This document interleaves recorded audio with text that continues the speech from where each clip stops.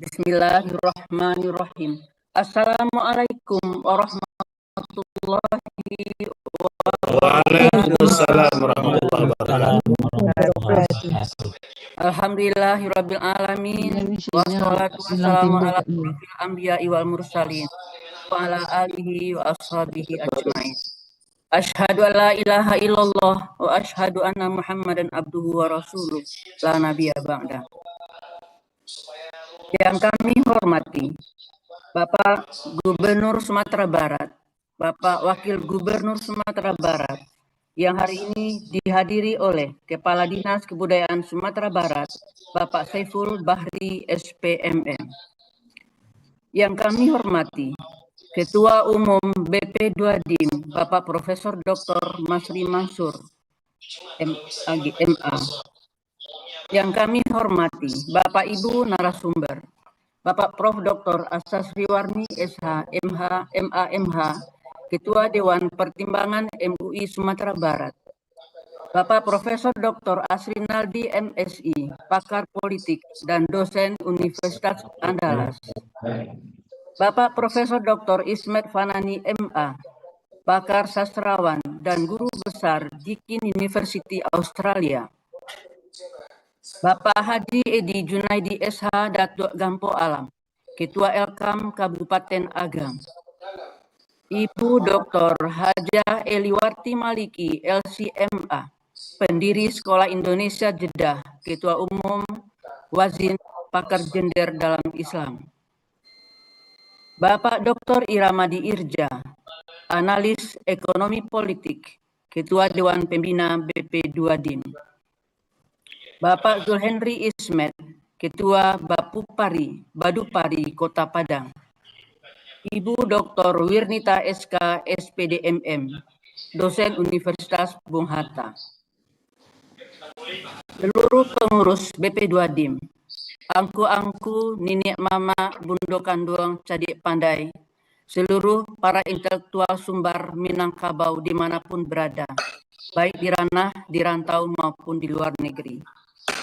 Dengan mengucapkan puji dan syukur kehadirat Allah Subhanahu wa Ta'ala dan rahmat dan karunia-Nya, pada pagi ini, pagi Sabtu 22 Agustus tahun 2026, kita bersama bertemu di virtual Zoom ini dalam rangka mengikuti webinar internasional BP2DIM keempat dengan tema Revitalisasi Peran dan Fungsi Tungku Tigo Sajarangan di Era Globalisasi.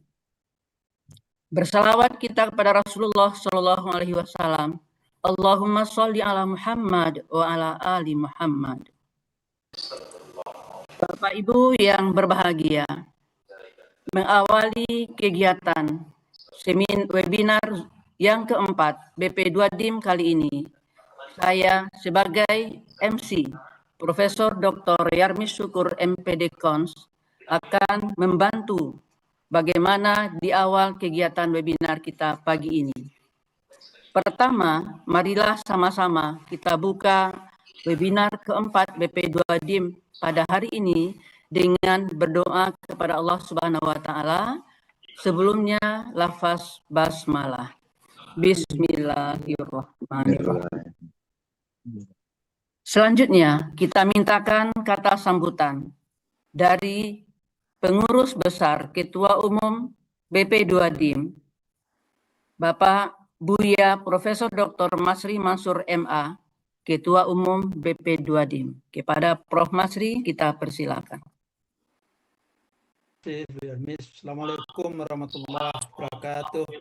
Waalaikumsalam. Alhamdulillahilladzi khalaqal mauta wal hayata liyabluwakum ayyukum ahsanu amala. La ilaha illallah wahdahu la syarikalah wa anna Muhammadan abduhu wa rasuluhu la nabiyya ba'da. Allahumma shalli ala Muhammad wa ala alihi wa sahbihi rasulillah. Amma ba'd. Bapak Ibu yang sedang ada suara di belakang nonaktifkan dulu. Yang saya hormati Wakil Gubernur Sumatera Barat, Bapak Fasko Rusaimi yang diwakili oleh Kadis Kebudayaan Sumatera Barat. Recording in progress. Hormati Profesor Asas Riwarni Yang berhormati Profesor Asrinaldi, yang berhormati Profesor Ismet Fanani, yang berhormati Haji Edi Junaidi SH Datuk Gampualam, yang berhormati Dr. Eli Warti Maliki LCMI MA, yang berhormati Dr. Iramadi Irja, yang berhormati Sur Henry Ismet, yang berhormati Dr. Wirnita SK, Bapak Ibu, Nenek Mama, Alim Ulama, Cadik Pandai, Bundo Kandung, Pemuda, Paganegari, hadirin yang dirahmati Allah Subhanahu wa Ta'ala. Pertama sekali kita bersyukur kepada Allah Subhanahu wa Ta'ala pada benar yang kampek ko kita bisa berkumpul dalam rangka menambah wawasan kita dan memberikan pencerahan-pencerahan dalam konteks revitalisasi Tunku Nantigo Sajarangan. Mudah-mudahan webinar kita berjalan dengan lancar dan membuahkan hasil yang bisa kita nanti berikan rekomendasi baik kepada kita nan hadir ataupun Tunku Nantigo Sajarangan itu. Salam kita sampaikan kepada Nabi kita Muhammad SAW. Semoga kita konsisten mengikuti ajaran ittiba yang beliau tinggalkan melalui Al-Quran dan sunnahnya. Bapak, Ibu, Nenek Mama, Alim Ulama, Cadik Pandai, Bundo Kandung, hadirin, tanpa mengurangi rasa hormat ambon dan ambo sapo satu-satu yang lain karena keterbatasan waktu. Mudah-mudahan ini tidak menjadi di antara awak ketek hati karena tidak disebut namanya. Ambo sengaja menyampu-nyampu bahasa supaya masih lancar jambo bahasa awak. Jadi mudah-mudahan tidak disalahan. Kok balo kok ketua kok bahasanya sekarang ulah sekarang balui. Tapi itu supaya lebih akrab. Jadi sengaja mau bahasa sekarang ulah sekarang balui. Bukan berarti balui bisa dimakan, ulah tidak bisa dimakan. Bapak Ibu sadonyo, paling tidak ada 5 hal kenapa kita urgen melakukan revitalisasi terhadap Tunku Nantigo Sajarangan awak kini. Kalau kita lihat situasi kondisi kampung halaman wak kini, ya tidak perlulah kita sampaikan karena istilah orang awak labas suluh matuari bagal langgang matu orang banyak. Dengan kecanggihan medsos segala macam, kita dalam hitungan detik bisa mengetahui situasi kondisi di kampung awak. Paling tidak pertama perlunya kita merevitalisasi adalah untuk memantapkan nilai-nilai ya ABSBK yang ditegakkan khususnya dalam sistem bermasyarakat kita oleh Tunku Nantigo Sajarangan, yaitu Nenek Mama, Alim Ulama, Cadik Pandai, Bundo Kandung, Pemuda Paganegari. Yang kedua, untuk kita jangan sampai istilah Rangawa Minangkabau itu kehilangan identitas, ya. Jadi cupak dicuka orang mengalih, jalan biasa orang lalu. Jadi banyak itu yang kita temukan. Ya, salah satunya adalah tidak berfungsinya balik Tunku Nantigo Sajarangan. Itu tali Nantigo Sapilin, adat bersandi sarak bersandi kita pula. Yang keempat, barangkali banyaknya persoalan-persoalan yang muncul di masyarakat awak. Boleh jadi salah satunya atau ketiga-tiganya Tunku itu tidak berfungsi lagi untuk memasak masyarakat yang damai, adil, beradab di Minangkabau. yang keempat barangkali untuk bagaimana yang kita dulu sangat kenal, republik terkecil itu adalah Nagari di Minangkabau. Tapi kalau kita cari hari kini bahwa Nagari awak mungkin tidak perlu menguraikan, dan dengan kita merevitalisasi Tungguna Tigo Sejarah, mudah-mudahan perannya itu sebagai basis terkecil di Nagari bisa kita kuatkan ke depan dalam rangka menghadapi perkembangan yang ada.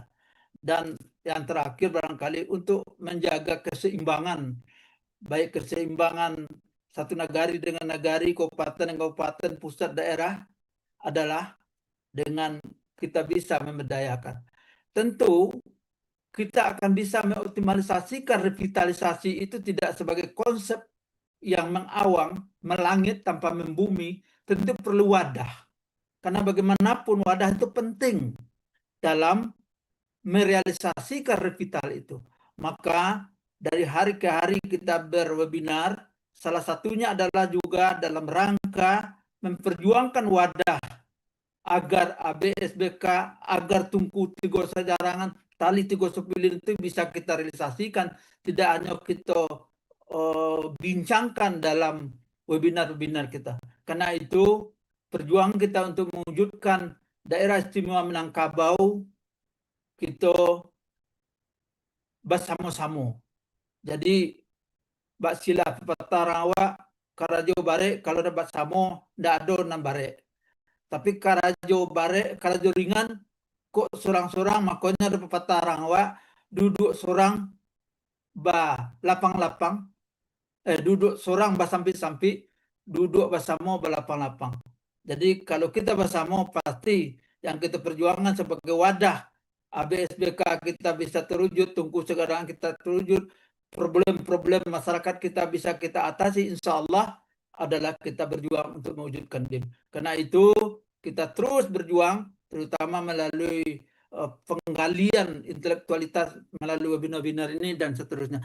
Terima kasih atas kehadiran Bapak Ibu semuanya, atas aktivisasinya yang memberikan materi, ya mudah-mudahan Allah senang akan memberikan balasan. Jazakumullah semua jaza. Kami hanya menyampaikan ucapan terima kasih yang sebesarnya kepada pemateri, narasumber, kepada panitia, kepada awak nabak bersama, namanya doakan waktu. Karena ambo yakin di tengah kesibukan kita sadonyo, kita menyediakan waktu demi cintonyo karena Minang. Utamanya tuh Pak Ismet dari Australia jauh-jauh beliau bergabung adalah karena cintanya ya Pro Ismet ya.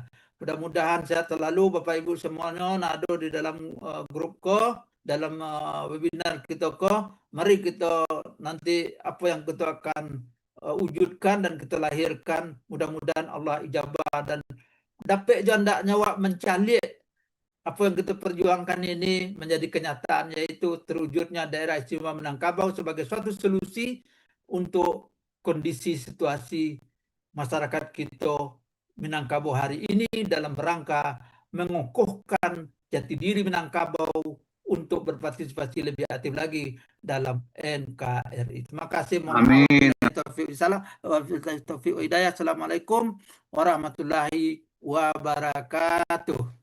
Waalaikumsalam warahmatullahi wabarakatuh. Terima kasih kita aturkan kepada Bapak Ketua Umum BP2DIM, Bapak Profesor Dr. Masih Mansur MA.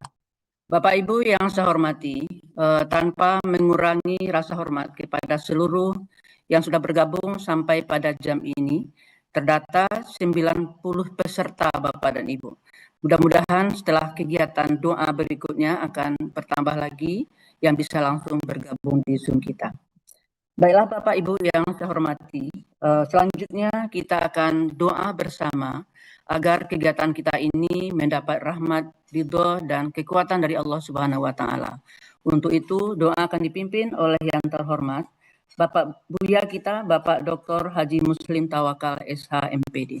Kepada Bapak dipersilakan. Baik. Assalamualaikum warahmatullahi wabarakatuh.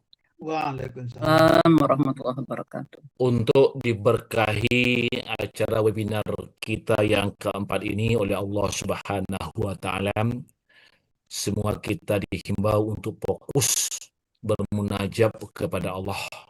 Semoga Allah meridhai aktivitas kita pada saat ini dan terwujud apa yang kita inginkan dengan mengucapkan Al-Fatihah. Bismillah.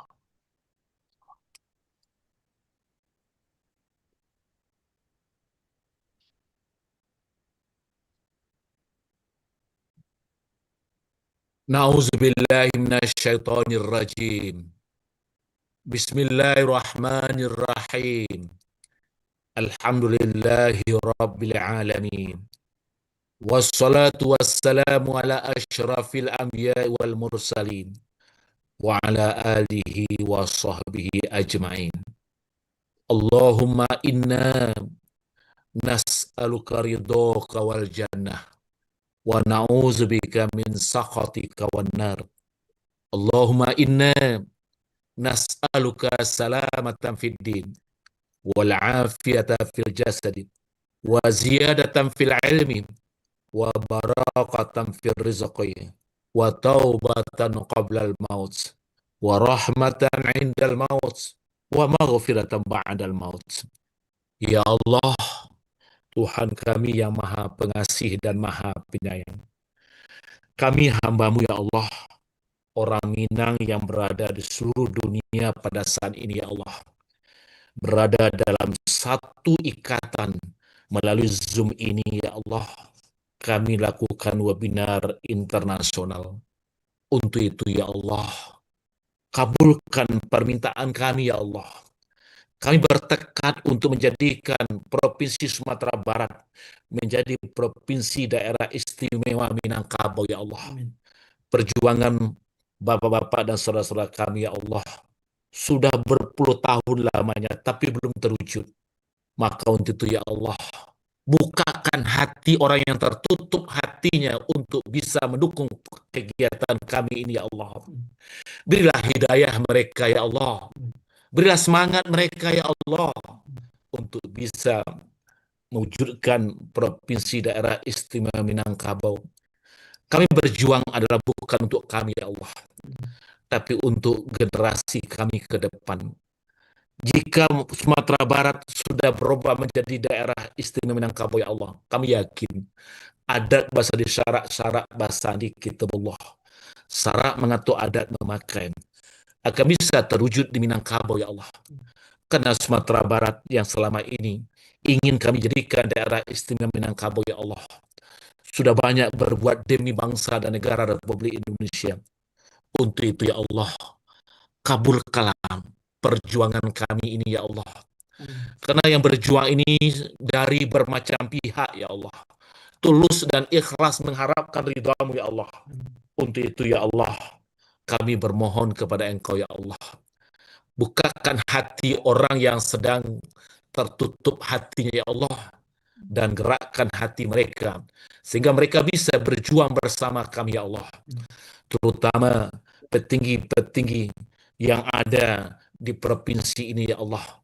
Bukakan hatinya, termasuk anggota DPRD Provinsi Sumatera Barat ya Allah, yang akan bisa berjuang melanjutkan perjuangan kami sampai ke pusat ya Allah.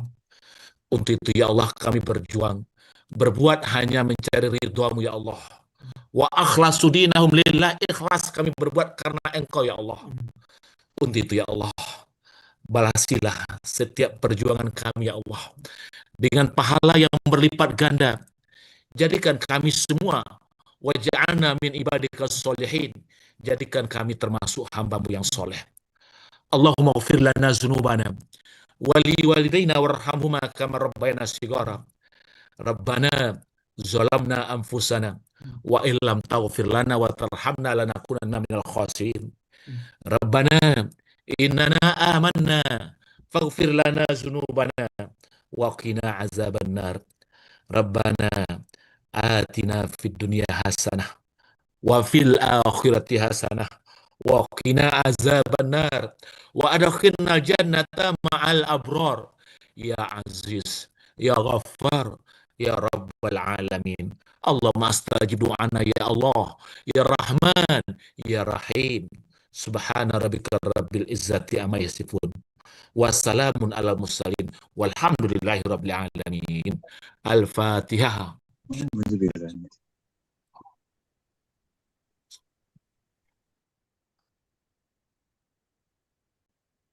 Amin, amin ya Allah. Ya Rahman, ya Rahim, ya Mujib Basaidin. Subhanaka Allahumma wa tahiyatuhum fiha salam wa akhiru da'wahum alhamdulillah rabbil alamin. Terima kasih. Mudah-mudahan Allah mengijabah doa kita. Wassalamualaikum warahmatullahi wabarakatuh. Waalaikumsalam warahmatullahi wabarakatuh. Alhamdulillah kita sudah menyampaikan doa bersama. Mudah-mudahan apa yang kita doakan tadi dikabulkan oleh Allah Subhanahu wa taala. Amin ya rabbal alamin. Amin. Baik, Bapak Ibu yang saya hormati, selanjutnya kita akan memasuki pembicara dari keynote speak kita. Apakah Bapak Kadis kita sudah bergabung, Bapak dan Ibu? Assalamualaikum. Pak Saiful Bahri, SPMM, Bapak Kadis Kebudayaan Sumbar. Dari segi namanya belum kelihatan ada di. Gimana Pak Anton? Ada ke Bapak kita? Pak Saiful. Assalamualaikum Pak Saiful. Kalau nado nampak lagi. Nado. Terus kalau belum ada, apakah kita akan? Ya lanjutin aja Bu. Prof. Ya kita tadi sudah mendaulat Bapak Prof. Dr. Ismet tadi ya, begitu ya Pak Ketum ya. Ya. Apa siap Bapak kita posisikan dulu Bapak Prof. Ismet lebih awal? Bisa Okay. Bu, terima kasih. Ya. Mohon maaf Undo, kalau ikola ranahnya moderator. Oke, enggak, maksudnya kita bayu batido dulu. Karena kita Oke. mempertimbangkan situasi dan kondisi. Apa kita akan ulur waktu sampai Bapak Kadis kita bergabung atau kita akan memanfaatkan waktu ini? Nah, ini yang paling penting. Iya. Ya. Dengan tidak mengurangi rasa hormat kita kepada Pak Kadis kita ini. Bagi awak, kau wakatura berjalan jual, sio-sio gitu kalau waktu yang ada kita biarkan berlalu begitu saja. Gimana Bapak Ketum? Kalau Bapak menurut lanjut, ya kan kita kecuali beliau ada konfirmasi tarwise atau anggota lambe, ya kalau memang tidak ada konfirmasi ya udah kita lanjut aja. Baik. Ya, sepanjang belum ada pembicaraan dari Pak Kadis, kita posisikan Bapak Prof. Dr. Ismet Fanani sebagai pembicara pertama. Apakah langsung akan kita gandeng dengan dua berikutnya atau tetap saat ini dulu? Kalau seandainya Pak Kadis bergabung tidak saat Pak Prof. Ismet bicara, kita berikan satu saja ya. Tapi kalau belum ada, kita jemput yang berdua itu akan saya kembalikan nanti kepada Pak Datua. Begitu ya, Bapak Ibu yang terhormat. Baik, Bapak Ibu yang saya hormati, untuk pembicara pertama dalam membahas revitalisasi peran dan fungsi Tungku Tigo Sajarangan di era globalisasi, kita mintakan penyampaian materinya dari Bapak Profesor Dr. Ismet Fanani yang beliau sudah sangat lama berada di Australia. Nah, untuk itu barangkali sudah ada biodata beliau atau beliau sendiri akan menyampaikan secara singkat. Nah, waktu sepenuhnya kita berikan kepada Bapak Prof. Dr. Ismet Fanani. Saya tidak tahu nih waktunya berapa menit untuk beliau. Silakan, Prof. Moderator, Ibu Moderator, berapa lama saya 15 menit, Pak Ismet. 15 menit? Iya. Baik. Terima kasih, Pak. Assalamualaikum warahmatullahi wabarakatuh. Waalaikumsalam warahmatullahi wabarakatuh. Bapak Ketua BP2DIM ya. Ini yang sudah lama saya dengar dulu waktu Bapak Motor Naim. Sudah lama sekali waktu itu membicarakan hal ini. Saya dari 2014, Prof.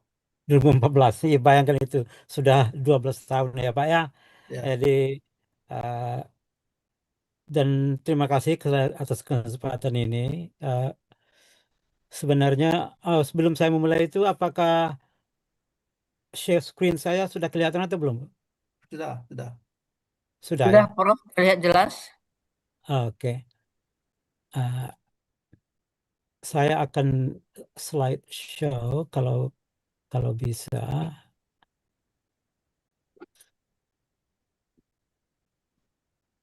Baik, Bapak Ibu sekalian.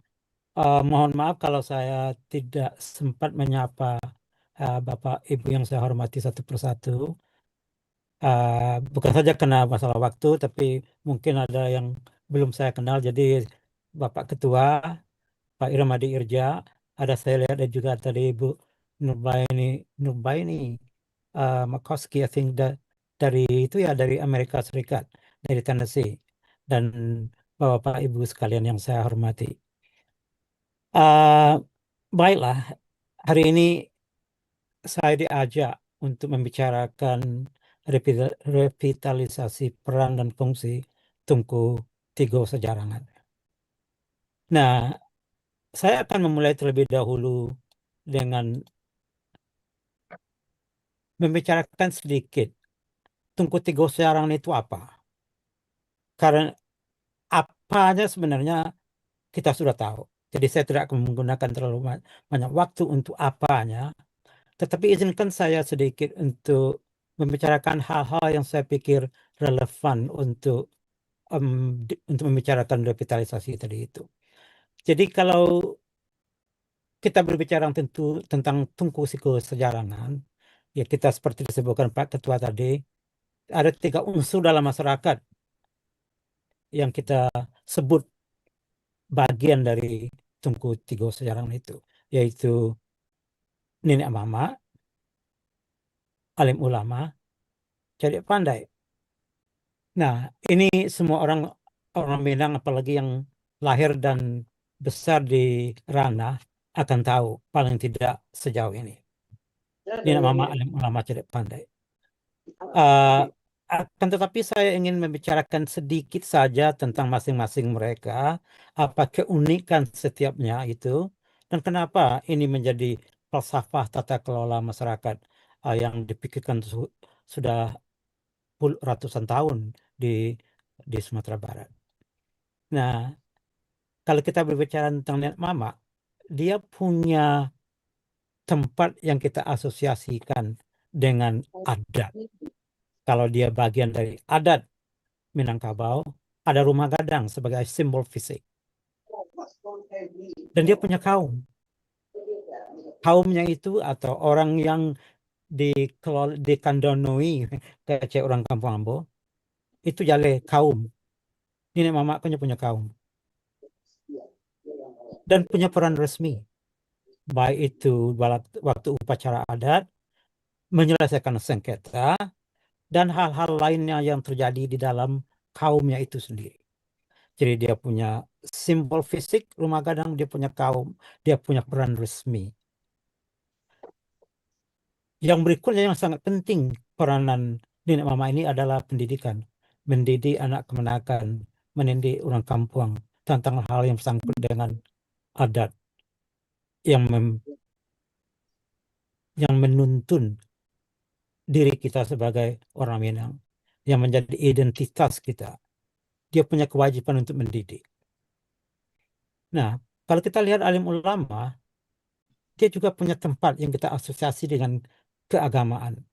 Di Minang itu masjid dan surau.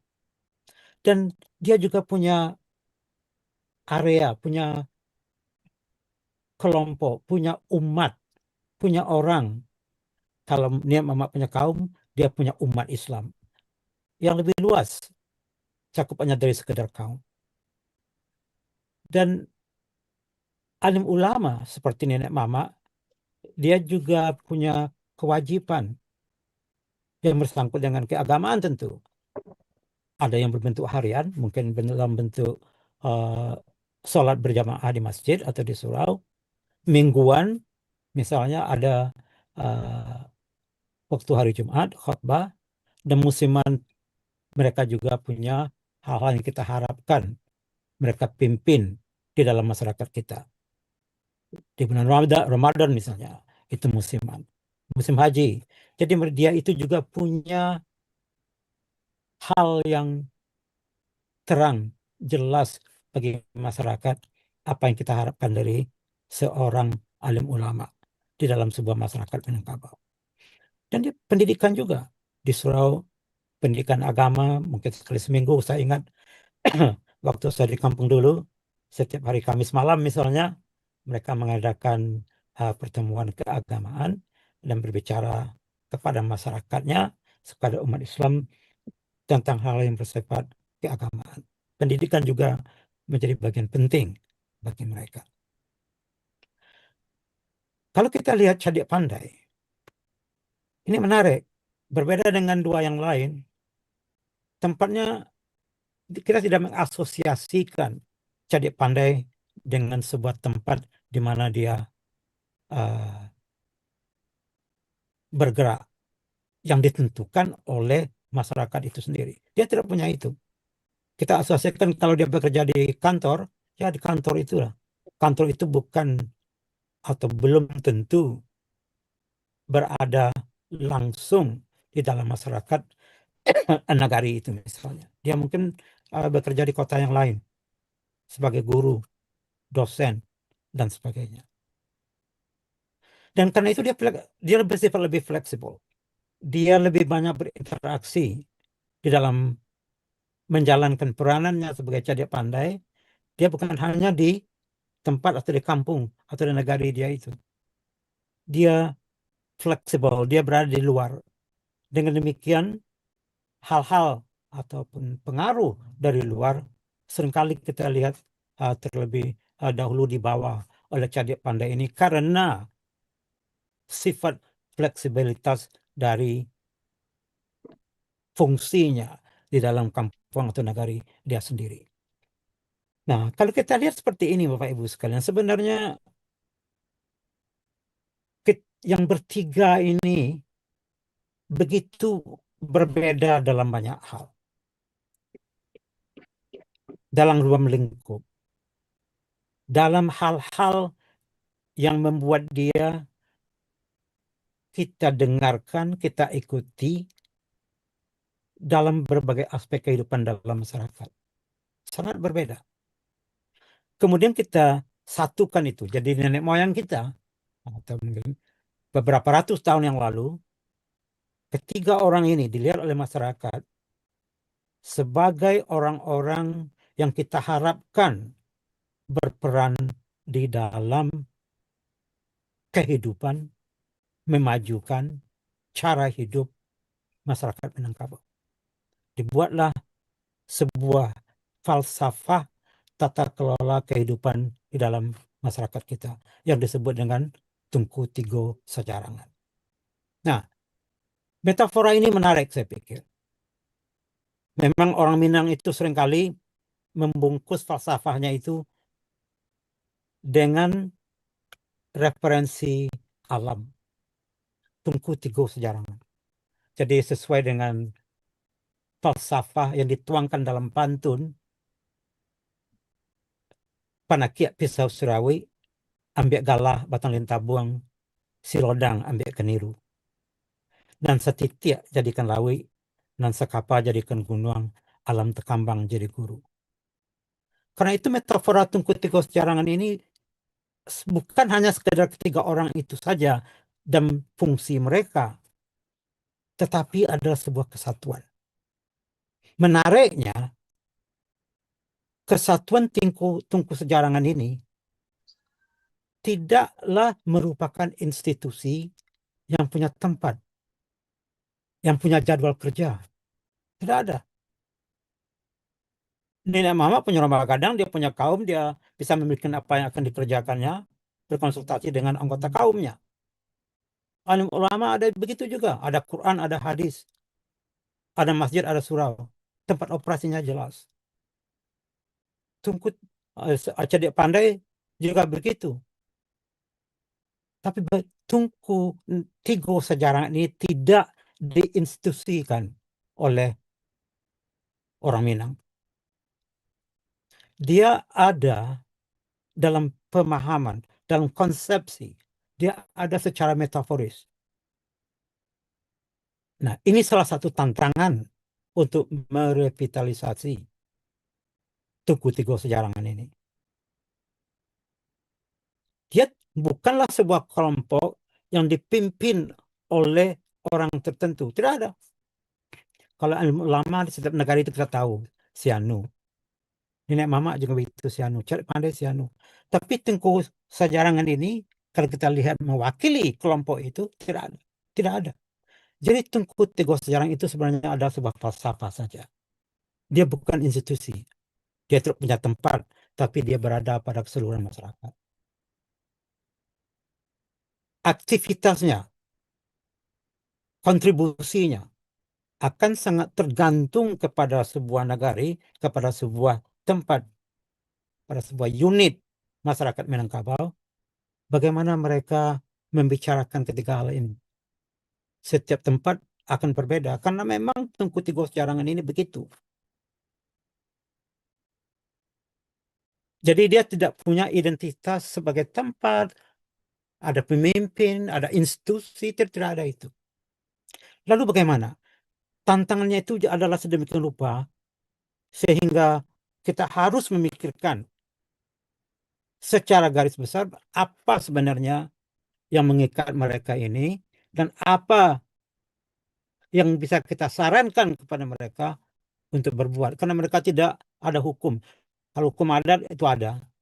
Hukum agama jelas bimbingannya. Tengku Tigo Sejarangan tidak ada yang membimbing.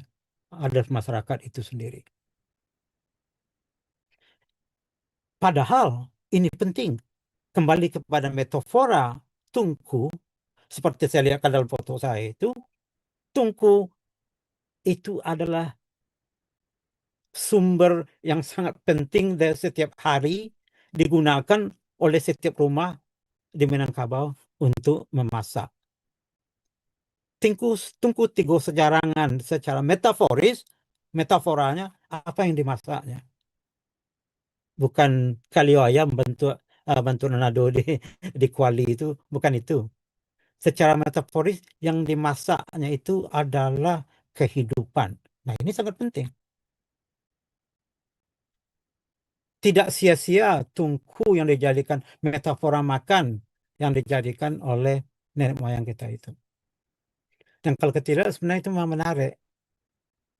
Masalah dapur ini, masalah makanan ini banyak menjadi rujukan metafora dalam bahasa dalam falsafah hidup Minangkabau.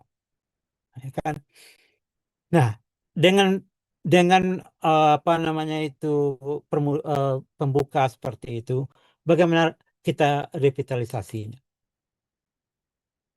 Saya pikir kita harus memahami, kalau kita akan membicarakannya dalam konteks DIM, Daerah Istimewa Minangkabau, yang kita harapkan, apakah kita mengerti dari DIM ini bagaimana keadaan Tengku Tigo Sejarangan itu sekarang?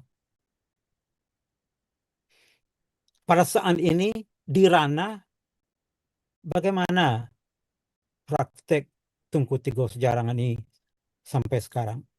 Apakah itu sangat berbeda dari satu daerah ke daerah lainnya? Nah, bagi saya ya, mohon maaf kalau kok Ambo mengecek kadang-kadang apa namanya tuh mungkin dari sudut pandang akademisnya gitu ya. Mohon maaf, tapi itu mungkin yang bisa saya katakan begitu. Jadi untuk mengetahui saat ini apa namanya itu, usul saya yang pertama dan yang utama adalah pemahaman ini. Saya pikir Mohon data maaf, empirik. Prof. Mohon Yes. maaf, Pak Prof. Waktunya 5 menit lagi. 5 menit lagi. Baik, Pak. Jadi itu yang pertama. Kalau perlu saya menyarankan ada penelitian yang dituntun oleh kaidah penelitian, karena saya tahu banyak dokter, banyak profesor di sini. Saya pikir pemahaman kita tentang keadaan sekarang ini sangat penting. Kalau secara anekdot kita melihat tingkah laku masyarakat, apa yang terjadi di masyarakat, jauh dari tuntunan adat, jauh dari tuntunan agama kita Islam. sepertinya orang Minang, siapa itu Salim Said dulu pernah sebagai seloroh bagi dia gitu ya. Sekarang bangsa kita ini tidak takut sama Tuhan pun. Bagaimana dia akan mungkin tunduk kepada orang kepada BP2DIM misalnya. Tapi data empiris ini menurut saya penting. Itu harus dimulai sesegera mungkin. Kita harus tahu bagaimana keadaannya sekarang. Setelah itu baru nanti kita dapat memberikan saran seperti apa sebenarnya. Kalau kita memang itu DIM akan memfasilitasi semacam gerakan atau kontribusi tengku jarangan ini, bagaimana kita merumuskannya. Nah, pengetahuan itu sangat penting. Data empiris itu sangat penting. Dan juga yang saya dalam perasaan saya itu sangat penting adalah kita harus mulai dari sekarang, Bapak Ibu sekalian.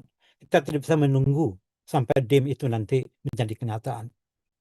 Harus mulai dari sekarang. Kalau kita menunggu ada yang mengakui kita istimewa dalam ini pemerintah, baru kita bergerak, saya pikir kita akan kehilangan waktu. Kalau kita menganggap semua ini istimewa, kita harus memperlihatkan kepada mereka bahwa kita serius dan kita mulai pekerjaan itu dari sekarang. Jadi saya pikir kalau sebagai penutup,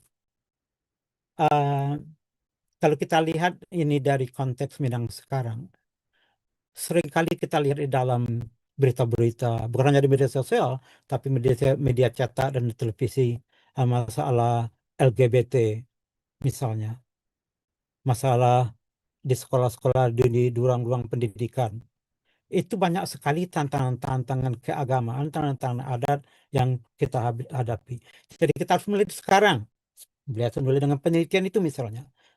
Saya merasa yakin bahwa kalau kita membicarakan ini dalam konteks samar-samar, kita tidak terlalu paham tentang apa yang terjadi sekarang ini di ranah Minangkabau.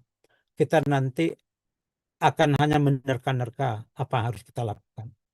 Jadi tiga itulah yang menurut saya yang paling penting, diadakan penelitian empiris.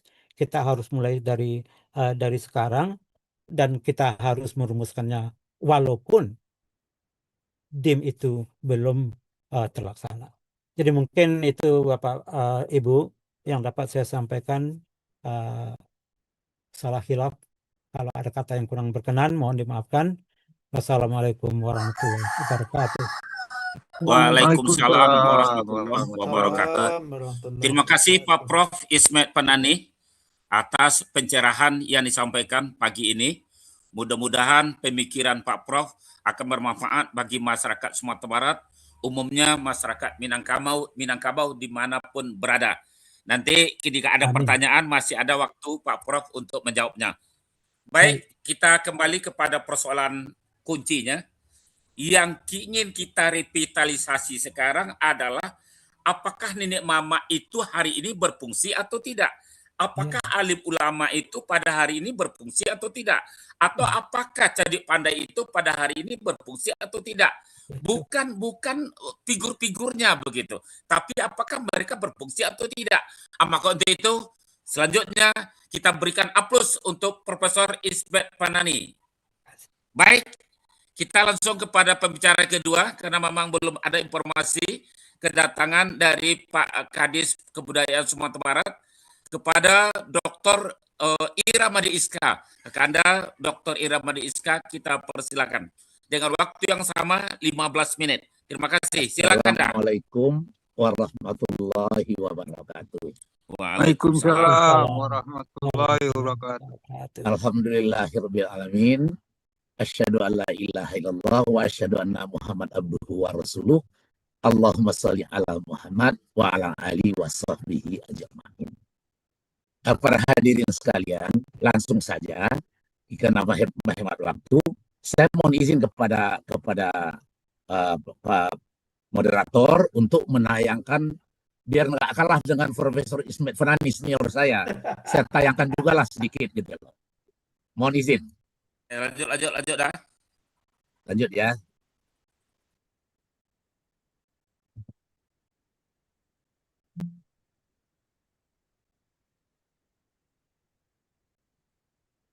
Lain nampak, bapak-bapak sekalian. Lain. Lain Alah, jangan coba. nampak lah. Hah? Lanjut dah, lanjut. Alah Lain nampak. nampak. Lain berhasil. nampak. Lain berhasil ya. Nampak revitalisasi TTS dan SPN. Nah, Ambo ingin melanjutkan yang disampaikan oleh Profesor Ismet Fanani tadi. Beliau dengan cantik, dengan penuh dengan filsafat, menguraikan trias politika ala Minang. Itu luar biasa. Itu keilmuan yang kita banggakan selama itu. Jadi Ambo ingin menguraikan kawan-kawan sekalian, ingin mencoba melihat realnya sekarang seperti apa. Nah, kemunduran masyarakat Minang di dalam segala bidang karena tidak berfungsinya TTS. Tunku Tigo Sajarangan. Nah, kehilangan karismatiknya, kehilangan wibawa, dan leadership dalam masyarakat dan anak kemanakan. Itu kondisi real. Selama ini TTS hanya aksesoris di dalam pemerintahan. Tidak memiliki kekuatan, sehingga di mata anak kemanakan sudah lumpuh dan wujudnya ada, tapi sudah dianggap tidak ada. Ironis ya kawan-kawan sekalian. Ini penelitian kami ini waktu membuat naskah akademik. Kemudian yang kedua, terjadi jurang pemisah atau decoupling, ketimpangan antara struktur pemerintahan modern dengan kepemimpinan kultural ABS SBK. Timpang itu. Nggak menyambung dong. Nah, kemudian yang ketiga, TTS hanya terkunci, ini yang disampaikan oleh Prof tadi itu ya, terkunci di tingkat nagari tanpa institutional bridge atau jembatan kelembagaan ke level kabupaten, kota, provinsi, hingga pusat. Makanya keputusan adat dan kultural sering kalah oleh hierarki hukum positif modern. Dan hilang itu. Nggak ada tidak kalau paling-paling bapak tafatiti saya di kampungnya waktu akan nikah atau makan-makan bersama. Tapi tidak ada eksekusinya ke tingkat yang lebih real.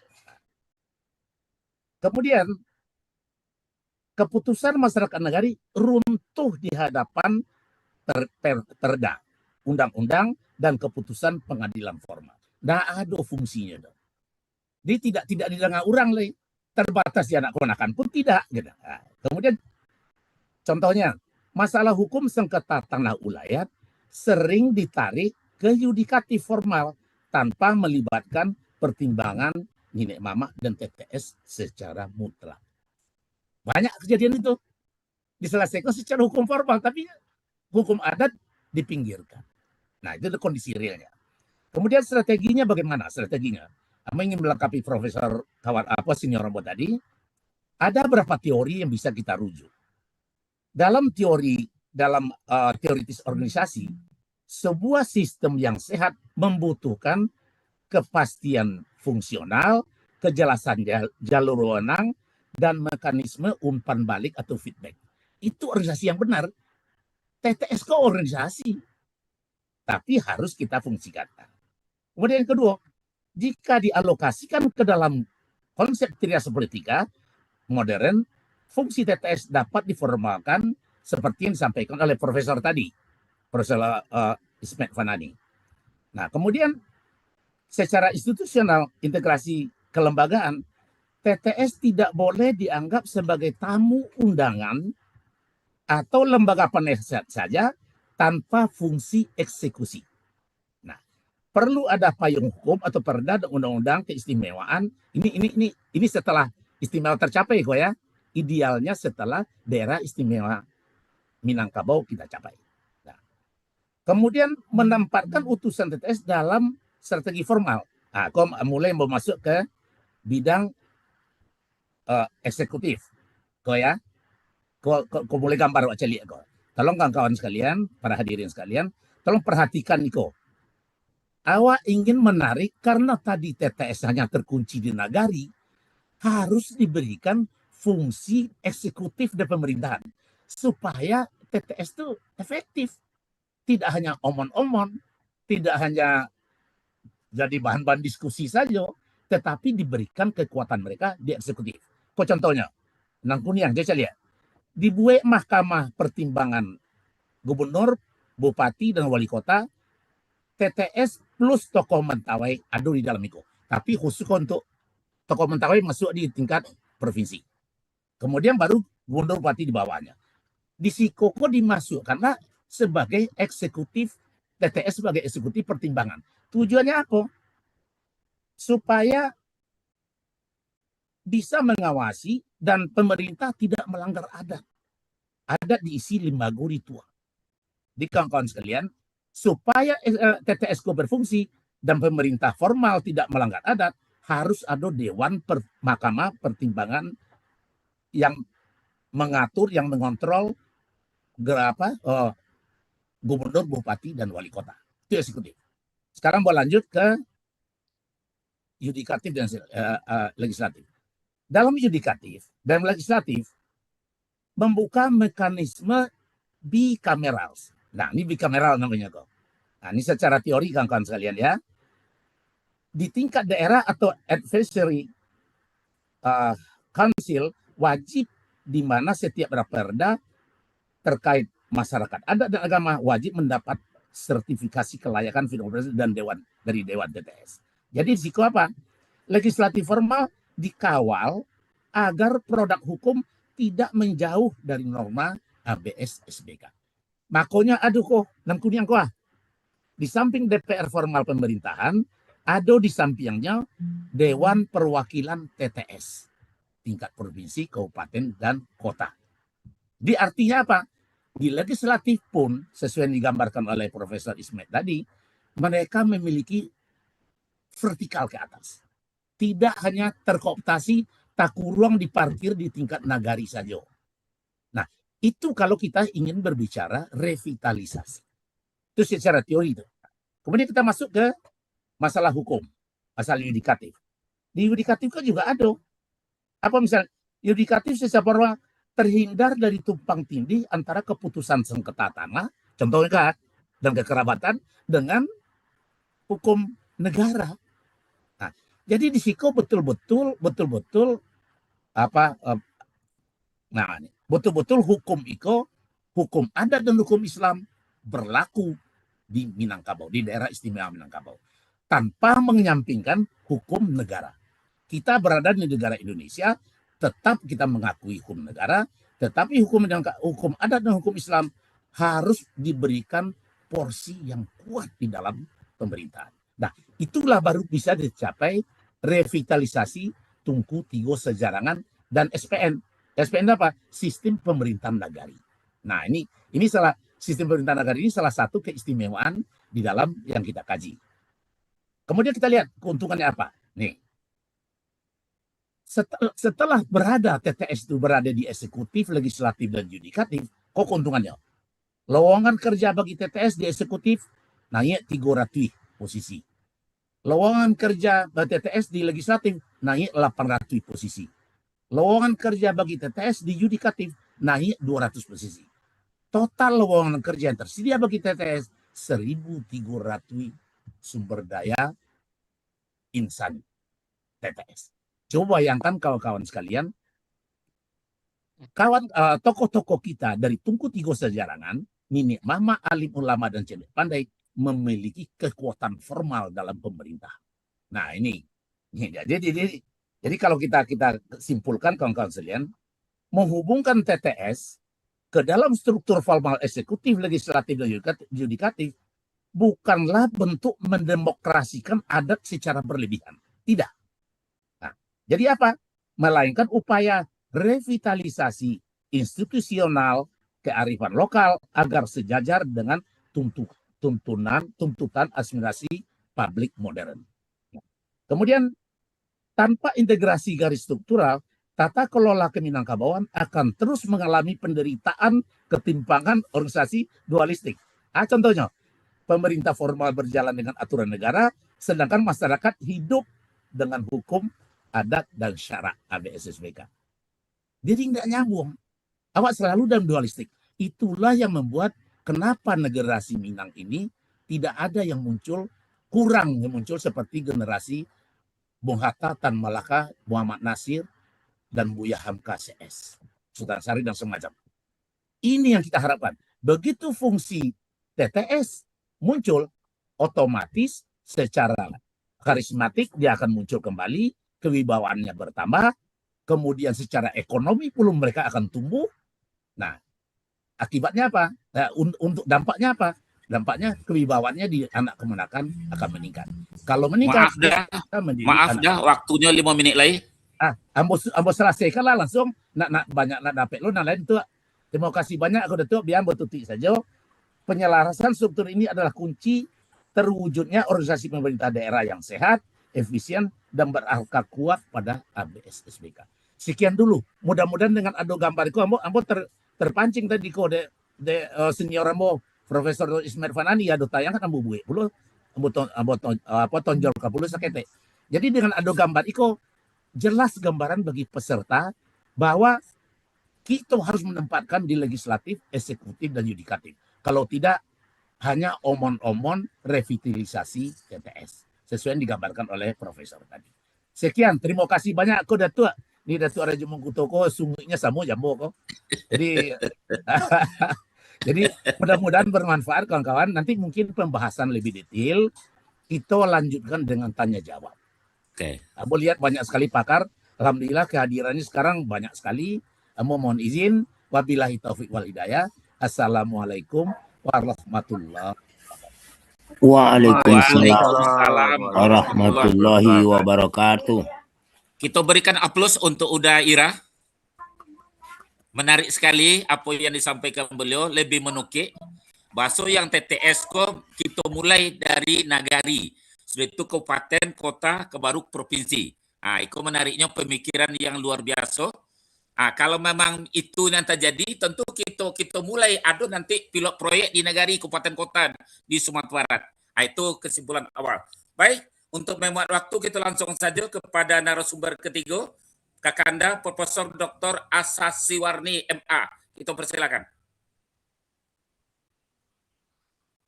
Bisa ditayangkan operator operator?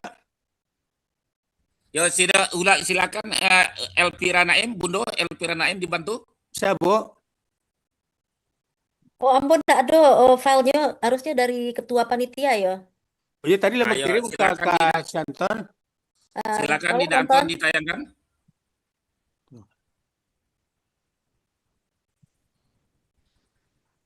Dina Anton, silakan dibantu. Panton, halo Panton.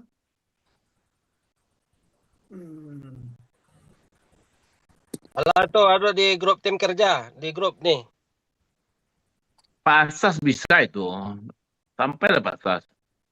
Siapa yang tim juga kerja? Tadi lebih kirim ke Pak Anton, jawab Pak Apo, moderator, kalau enak ya, bos ya. Ya udah salah. Pak Asas salah, capek. Oke, Pak Asas. Ya. Bismillahirrahmanirrahim. Assalamualaikum warahmatullahi wabarakatuh. Waalaikumsalam. Alhamdulillahilladzi 'allama bil qalam 'allamal insana ma lam ya'lam. Asyhadu an la ilaha illallah wahdahu la syarikalah wa asyhadu anna Muhammadan 'abduhu wa rasuluh. Allahumma pashalli wa sallim ala sayyidina Muhammad wa ala alihi wa ashabihi ajmain. Yang kita hormati Ketua Umum, Pembina, DP2PM, kemudian para narasumber. Dengan tidak menyebut nama satu persatu karena waktu kita sangat terbatas. Kemudian tadi Ibu MSI dan kemudian Pak Datuk moderator, kemudian Bapak dan Ibu baik di ranah ataupun juga di luar Sumatera Barat ataupun juga di luar negeri. Puji syukur kita sampaikan kehadiran Ilahi Robbi atas kodrat, iradat, beserta keizinannya. Kita sudah dapat pertemuan melalui Zoom ini, orang Minang seluruh dunia. Salawat bering salam kita kirimkan kepada junjungan kita, Nabi kita, Sayyidina Muhammad SAW. Dengan agama yang dibawanya sampai saat sekarang, kita masih tetap merasakan ketenangan, ketentraman, dan kebahagiaan dibandingkan dengan insan-insan yang telah hilang permainan hidupnya di dunia ini. Kepada kami dimintakan dan ucapkan terima kasih kepada panitia, kepada ketua, judulnya dikirim oleh Pak Datuk, revitalisasi dan peran dan fungsi ulama di era globalisasi. Tadi Pak Prof. Nani dari Australia sudah menjelaskan, kemudian Pak Raja juga dari Jogja sudah menjelaskan, Tungku tiga sejarawan itu alim ulama, cerdik pandai, Kemudian Nenek Mama. Jadi Nenek Mama alim ulama cerdik pandai. Bagian saya itu adalah di bagian pertama, yaitu bagian ulama. Kemudian dilanjutkan. Pentingnya ulama dalam masyarakat. Di dalam Al-Quran itu ada 2 ayat yang bercerita tentang ulama. Salah satunya dalam surah Al-Fatir. A'udzubillahi minasyaitonirrajim. Bismillahirrahmanirrahim. Innama yakhshallahu min ibadihil ulama. Dan yang kedua dalam surah Asy-Syu'ara, lam yakun min ilmil ulama. Dari kedua ayat ada sinonim-sinonim dari ulama itu. Ada ulul albab, ada ulul ilmi, ada ulul as. Nah, itu termasuk juga pengertian. Kemudian kalau kita lihat pentingnya ulama dalam masyarakat, ulama menjaga nilai agama dan moral masyarakat. Kalau kita lihat kembali lagu Indonesia Raya kita, yang pertama dibangun itu adalah jiwanya. Bangunlah jiwanya, bangunlah badannya. Bukan jembatan dulu, tapi jiwa dulu.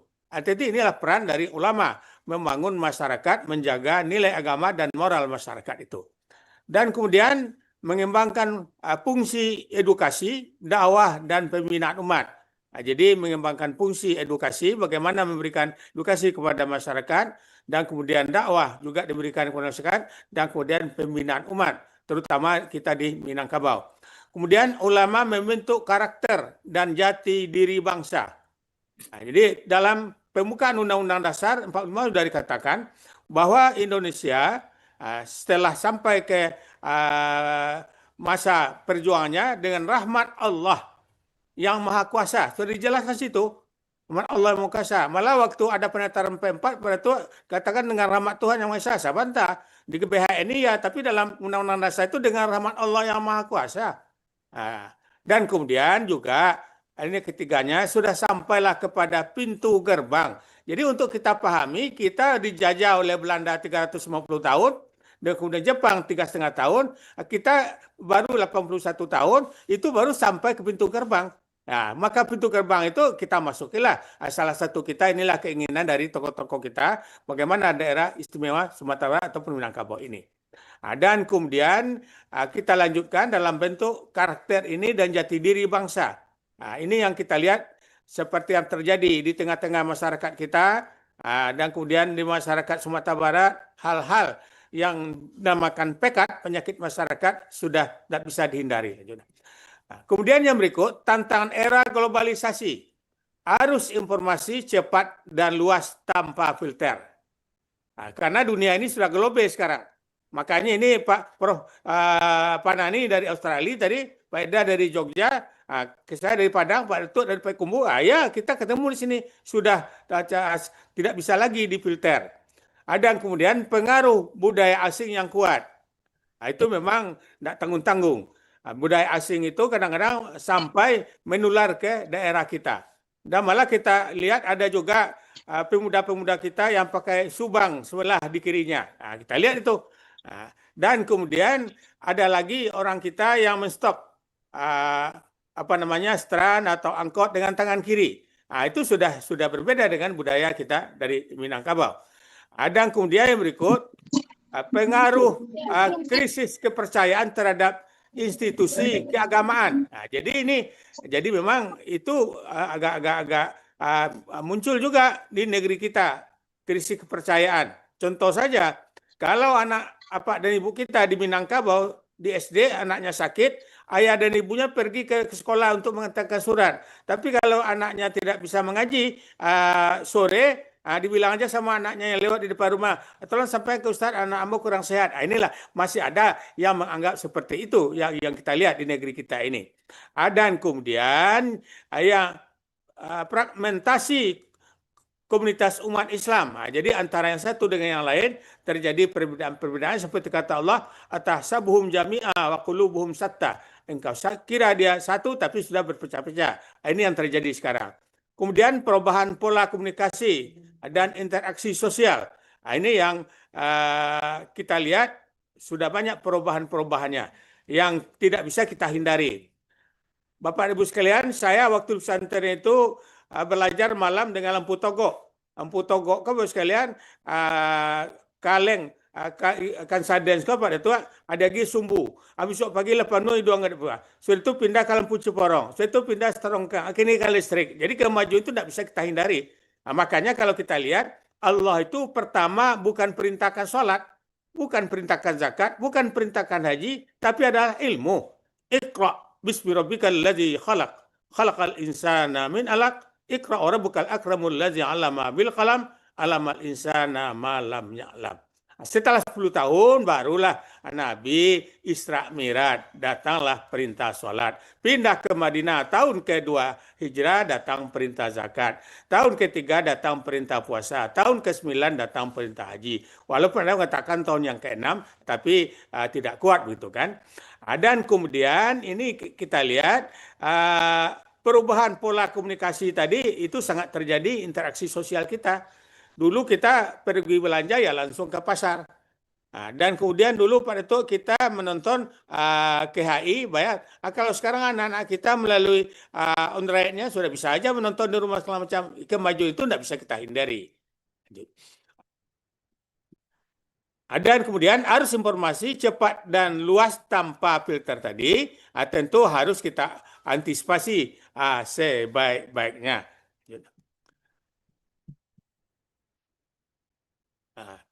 Dampak globalisasi terhadap peran ulama. Globalisasi membawa peluang dan tantangan bagi umat untuk memperkuat pesan spiritual dan sosialnya. Dan kemudian juga umat masih percaya kepada ulama. Namun tingkat kepercayaan cenderung menurun.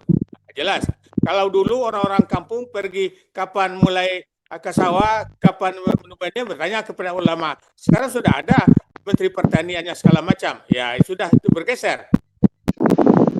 Dan kemudian globalisasi membawa peluang dan tantangan bagi ulama untuk memperkuat pesan spiritual dan sosialnya. Jadi ulama harus juga mengikuti perkembangan teknologi.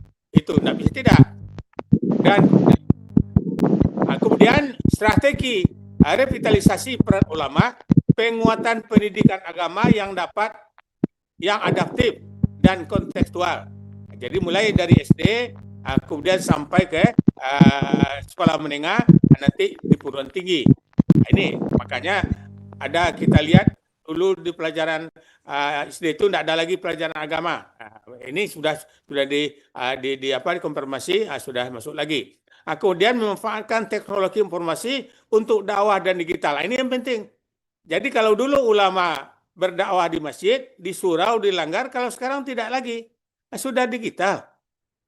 Ini yang penting. Ulama harus mengikuti dengan kegiatan-kegiatan seperti itu. Tidak bisa saja lagi kita berdakwah di masjid, di surau, di musala, di langgar.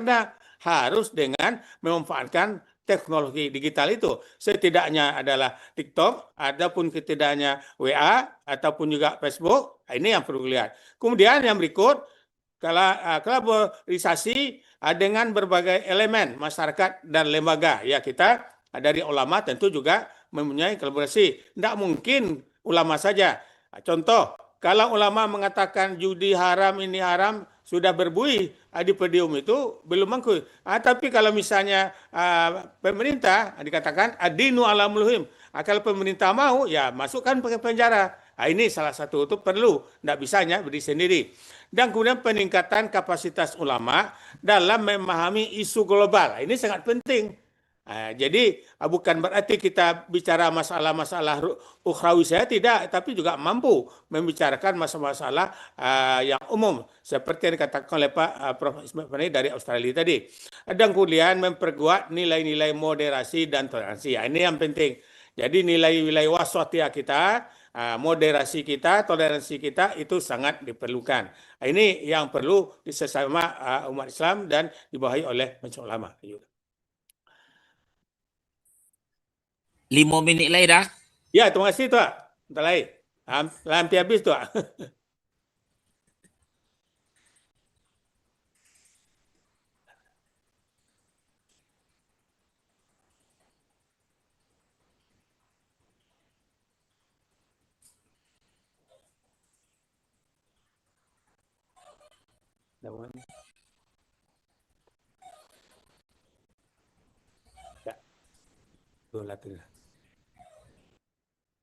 Ini strategi contoh revitalisasi berhasil program dakwah online. Kita sekarang dari P2DM ini sudah online kita. Ulama hadir di ruangan digital dengan konten relevan, itu sangat diperlu. Dan kemudian interaksi luas dan partisipasi aktif komunitas. Dampak positif pada pemahaman akhlak dan kepedulian sosial. Ini yang sangat penting. Jadi ulama di samping ilmu-ilmu agama perlu melengkapi dengan ilmu apalagi dengan perkembangan teknologi digital sekarang ini.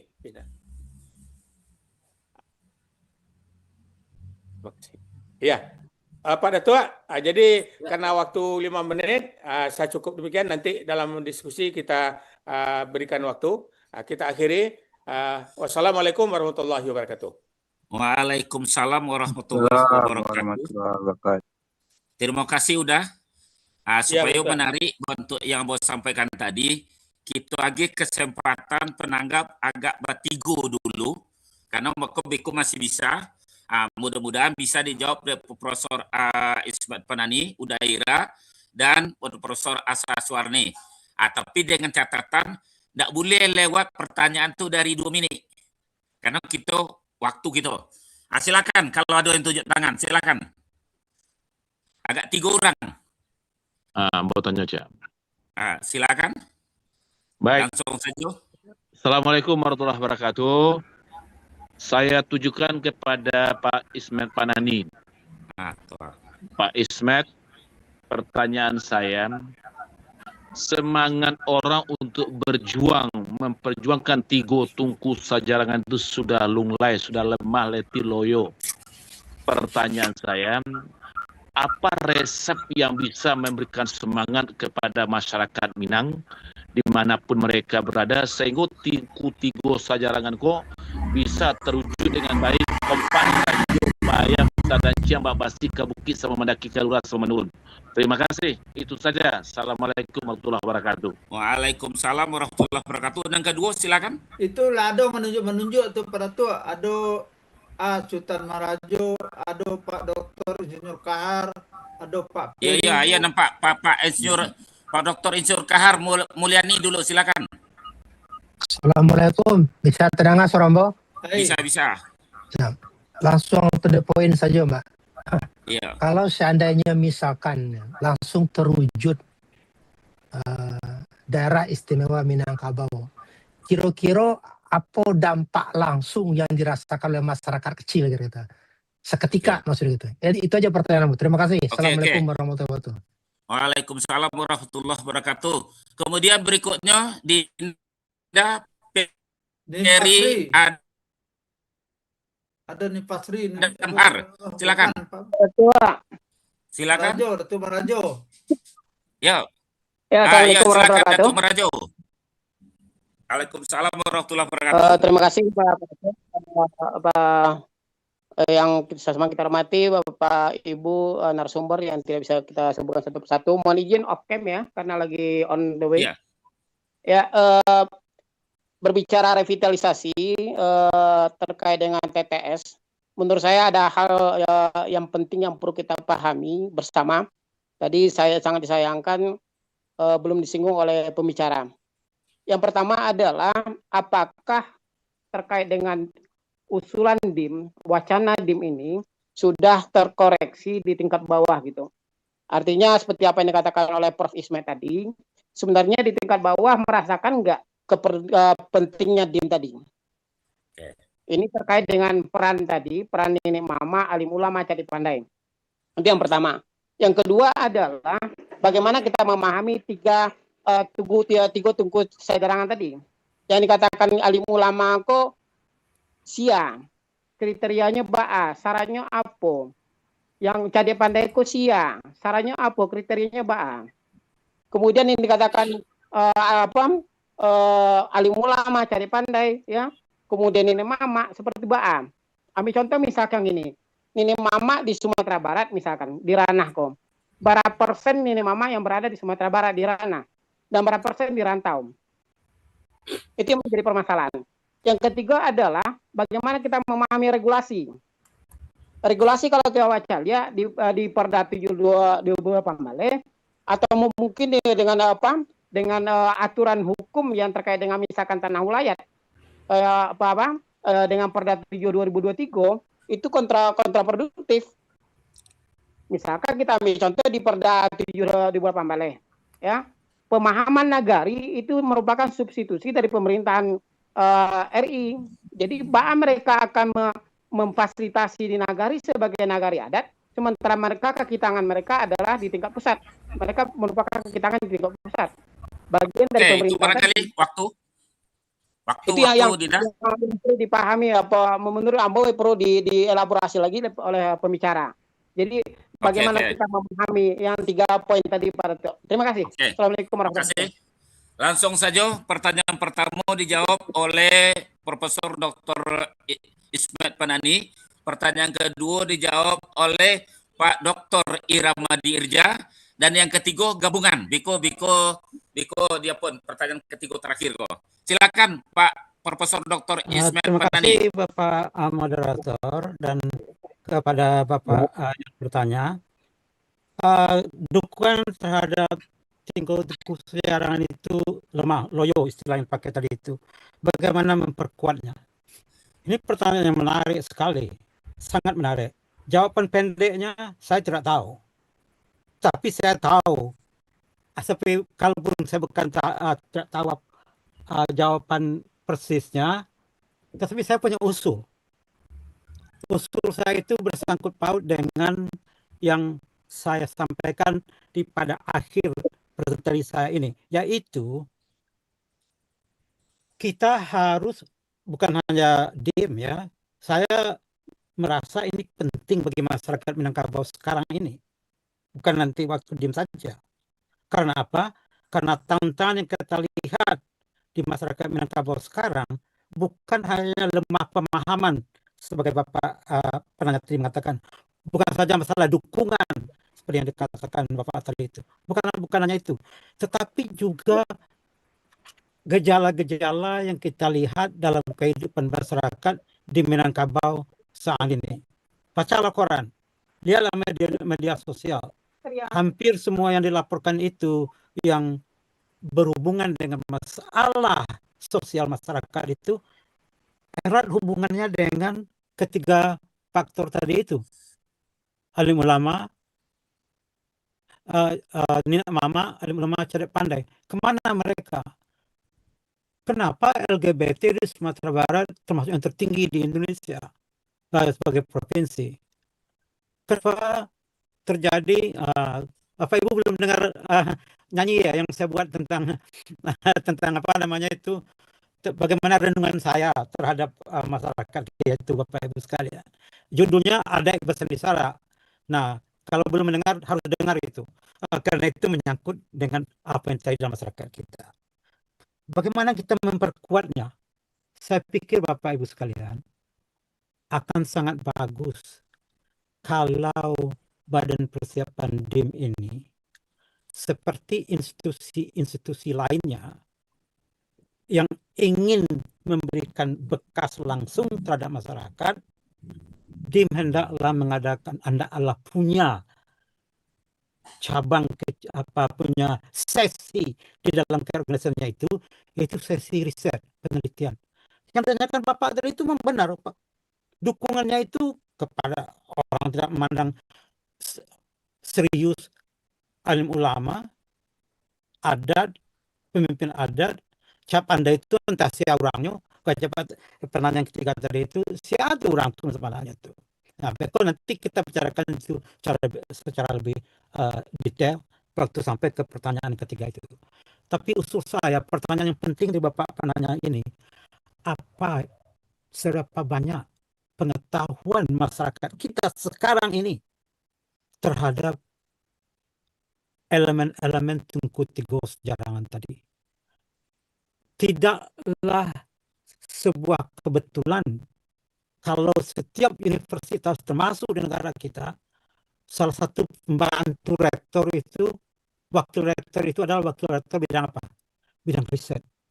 Kita yang ingin menangani masyarakat yang jauh lebih rumit dari apa yang dihadapi oleh universitas. Universitas termasuk pendidikan dan berbagai subjek. Tetapi di dalam masyarakat Minang, kalau itu DIM yang akan memecahkan masalah-masalah itu nanti, itu lebih rumit daripada yang dihadapi oleh rektor. Maka wajarlah kita terbiasa untuk mencari bukti-bukti, informasi-informasi empiris dari setiap persoalan yang kita dapat. Nah, itu teman-teman saya itu, Dr. Iramadi Irja ini, coba belajar lihat cara dia menulis. Oh, cara dia menulis itu luar biasa. Betul-betul berdiri di atas fakta, dijelaskan dengan bahasa yang jernih. DIM harus begitu. Unsur Jawaban seperti pertanyaan Bapak tadi itu tidak bisa dijawab dengan baik, dengan sempurna, kalau kita tidak bisa mendapatkan informasi empiris. Tanya itu kepada beliau, Dr. Iramadi Irja itu. Mari kita teliti semua ini, dan itu harus menjadi bagian dari kegiatan BP2 DIM. Terima kasih, Pak. Oke, makasih. Selanjutnya daerah sekaligus menjawab pertanyaan nomor 3 khusus masalah indikator. Siapa toko cerdik pandai? Silakan daerah. Terima kasih Pak Moderator, Pak Datua. Ambo terkesima dengan pujian senior Ambo ko Profesor Ismet Fanani. Indah sagagah itu Ambo do Prof. Ambo beraja aja Prof ko. Tak baca buku kusui ko Prof.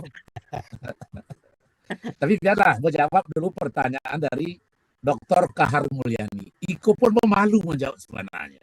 Beliau kok sebenarnya senior Ambo dari Bandung kok. Kami sama-sama penggerak ekonomi kerakyatan dari dulu. Sebenarnya menjawab beliau yang tapi kok. Tapi biarlah, karena Ambo aja itu bicara. Ambo katakan di sini pertanyaan beliau begini, dampak langsung DIM untuk masyarakat kecil. Itu sebenarnya sudah ditulis kemarin dalam ringkasan DIM. Barangkali Dr. Kahar Mulyani juga mau kirim itu tuh. Nah, tapi tidak ada banyak kawan yang mendengar. Ambo pilasin karena waktu sekete di bidang pendidikan. Di bidang pendidikan iko kalau DIM iko terbentuk, iko akan orientasinya kepada pendidikan yang didukung oleh ABS SPK. Dan itu gratis. Kenapa bisa gratis? Adik mau dijalankan secara keuangan. Kalau mau menceritakan secara keuangan, itu karena jombo tuh. Secara ekonomi, jadi mungkin terlalu panjang Pak jalekan. Itu akan gratis sampai perguruan tinggi. Kemudian anak-anak berbakat akan dibiayai oleh DIM ke luar negeri atau ke universitas ternama di Indonesia. Tapi itu diseleksi ya. Nah, itu target kami itu, udah disusun itu. Nah, kemudian dari segi UMKM ini karajonya Pak Kahar Mulyani, Dr. Kahar Mulyani kok UMKM itu kami akan kembangkan dengan dasar pemerataan, bukan pertumbuhan. Parameter pertumbuhan itu hanya pelengkap. Jangan dibalik seru kini. Bingung dengan pertumbuhan. Pertumbuhan itu hanya satu parameter saja. Nah, dalam Islam, ukuran ekonomi Islam bukanlah parameter pertumbuhan yang jadi dasar, tetapi ada pemerataan. Nah, itu harus paham itu. Sedangkan di BIKO adalah berorientasi kepada adat masyarakat syarak masyarakat kita pula. Jadi kalau UMKM nanti menjadi UMKM syariah atau bank nagari itu kita berubah menjadi bank nagari syariah. Nah, itu kerajunya Profesor Kahar Mulyani itu. Nanti kami libatkan beliau tuh. Beliau tuh pakar itu di bidang itu gitu. Nah, kemudian di bidang pertambangan. Pertambangan caliatlah di Ternate, caliatlah di Konawe. Dan magang pertambangan itu orang matu sipik sedonya. Masyarakatnya miskin. Dalam DIM tidak ada itu. Pertambangan adalah milik rakyat. Dibagi rakyat, tidak ada dikejar tuh pertambangan lebih ditertibkan, iya. Tapi tidak akan dikejar pertambangan yang istilahnya apa tuh? Pertambangan ilegal. Tidak ada itu. Kita formalkan itu milik rakyat. Dan pemerintah daerah DIM hanya mendapat fee dari situ. Jangan dibalik. Nah, itu pro rakyatnya itulah yang DIM dari segi pertambangan. Kemudian dari tanah ulayan. Coba bayangkan kawan-kawan sekalian, tanah ulayat awak itu sebenarnya kalau membuka data, sudah banyak yang diambil alih oleh konglomerat perkebunan, terutama di sekitar daerah Pasaman. Dan juga ada Modanga sekitar Solok Selatan. Nah, coba ya kawan-kawan, BIM harus menyelamatkan itu. Tanah ulayat harus kembali kepada pemilik ulayat, dan itu sesuai dengan adat, tidak boleh dijual. Tidak boleh pindah tangan ke orang lain. Tidak boleh sembarang memancang dong. Situ kekuatan dia.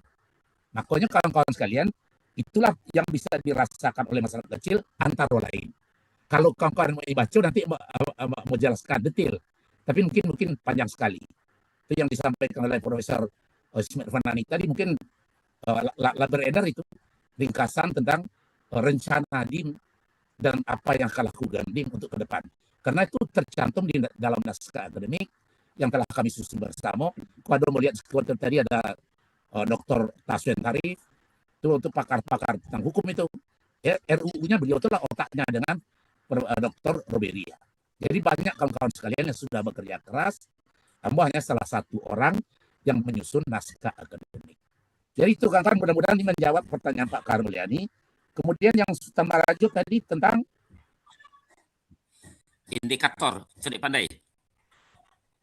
Indikator cerdik pandai itu barangkali itu nan cocok warna membahas tadi kalau dijalihkan dek Profesor Ismail Fanani dan Profesor MUI ya Pak Ko, asas Sriwarni kami sekampung kok. Pak Ko tuh, nah, lah dijalihkan tadi mungkin beliau lebih pantas menjawab daripada Ambo. Tapi beliau lebih pakar. Tapi kalau mungkin terkait dengan ranah Daranto, kemudian apa tadi agak regulasi ya. Nah, regulasi ini. Dia kan kait dengan regulasi. Regulasi, kok seperti yang contohkan tadi, di eksekutif, yudikatif, dan yudikatif, legislatif, yudikatif, regulasi itu dikawal oleh TTS, oleh DIM. Tidak bisa mikir regulasi kalau bertentangan dengan ABS-SBK. Itulah gunanya tadi, Dewan Pertimbangan Nanado di eksekutif. Jadi betul-betul dengan ada garis vertikal KT yang tidak terkurung di nagari, maka revitalisasi TTS akan tercapai. Kemudian ke bawahnya apa? Ke bawahnya adalah nanampe gini di bawahnya. Jadi vertikal ke bawah, nanampe gini, itu akan efektif untuk anak kemanakan, bundo kanduang, dan suku awak masing-masing. Insya Allah. Jadi tolonglah kawan-kawan sekalian, ini adalah kerjaan besar dan kerjaan jalan Allah. Ambo terjun ke Sikoiko setelah bersuojo Profesor Dr. Muhtar Naim. Ketika itu Ambo tidak begitu tertarik, beliau menjalihkan ke Ambo setelah itu, ini pekerjaan besar, ini amal soleh ini. Begitu awak pendek umur kan 47 sedonya kok. Lah banyak 47 kok. Nah, kalau lado legasi nak tinggalkan apa? Pemerintahan di Minangkabau, selamatlah anak ponakan awak. Awak meninggal, insya Allah akan dicatat Allah sebagai amal soleh. Itu saja. Itu dulu Datuk. Assalamualaikum warahmatullahi wabarakatuh. Oke, makasih. Waalaikumsalam warahmatullahi wabarakatuh. Lanjut dulu ke pembicara nomor 3. Sonta. Kita jawab dulu, apakah masih ada ulama kini dan apa indikatornya? Silakan udah asas. Terima kasih Pak Datuk. Ulama itu bahasa Arab.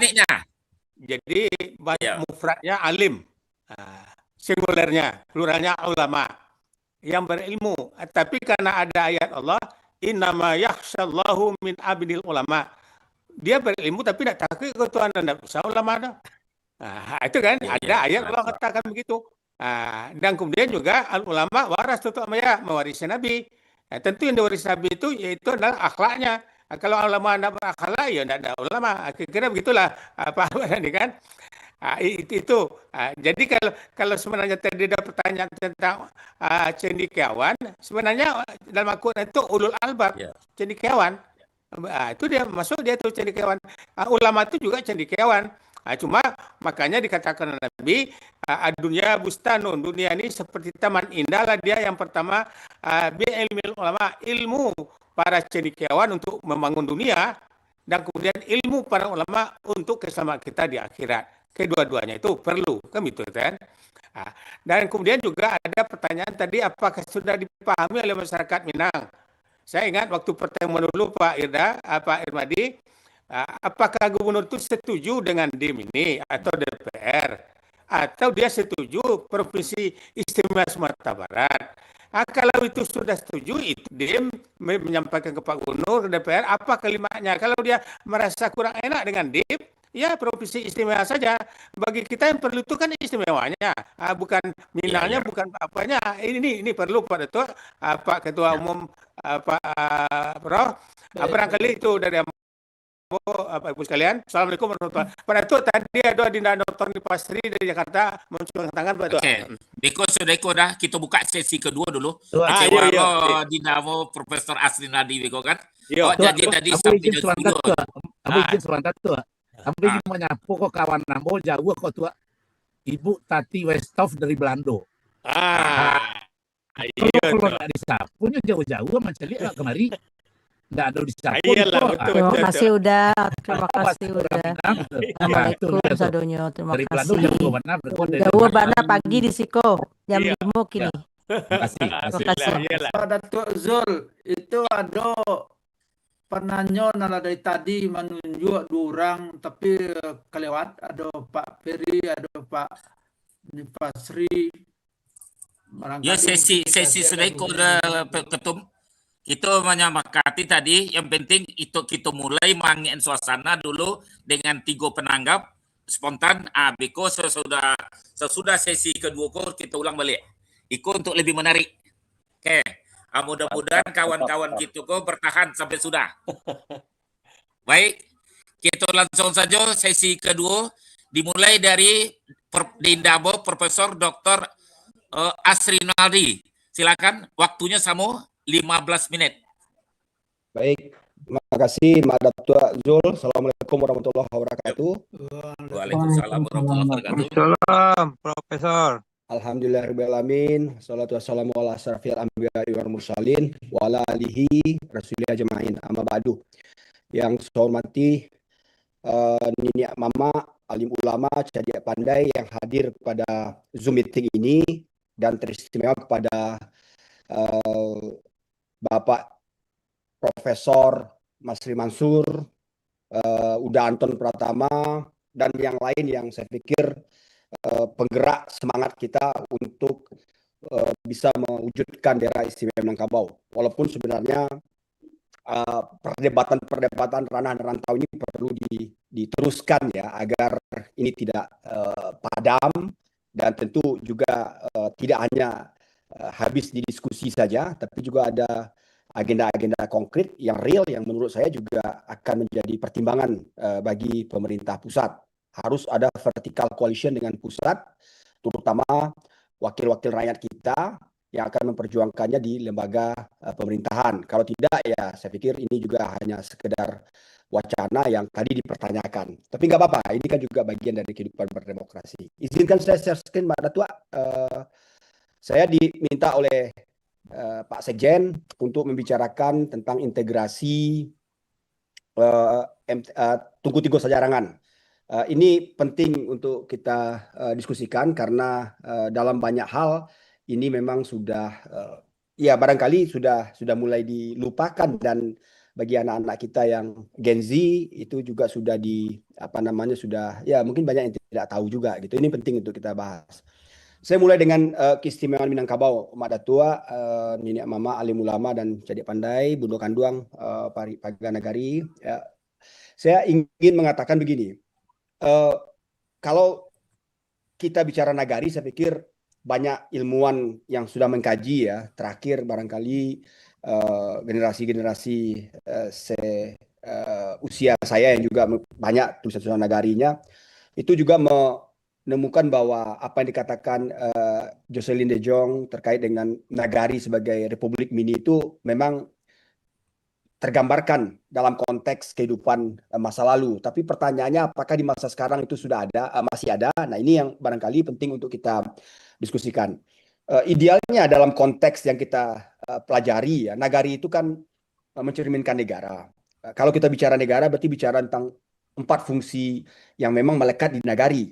Cuma yang saya katakan hari ini, apakah itu juga ada karena dia sudah diintegrasikan dalam pemerintahan daerah, sehingga nagari itu ya lebih pada aspek sosiokulturnya ketimbang politik dan pemerintahannya. Padahal dulu nagari itu tidak hanya sosiokultur tapi juga politik pemerintahan. Apa yang itu bisa cerminkan? Pertama, fungsi ekstraksi.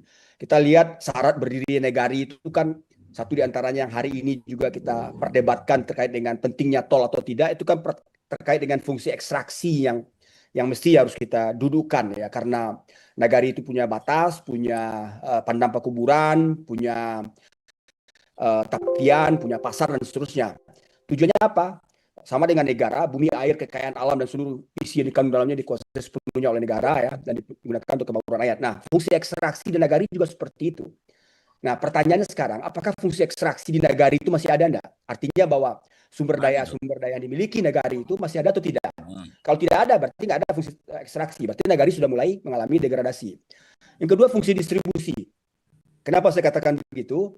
Karena fungsi distribusi ini juga fungsi yang tergambarkan. Ada suku, ada kaum, ada parwi.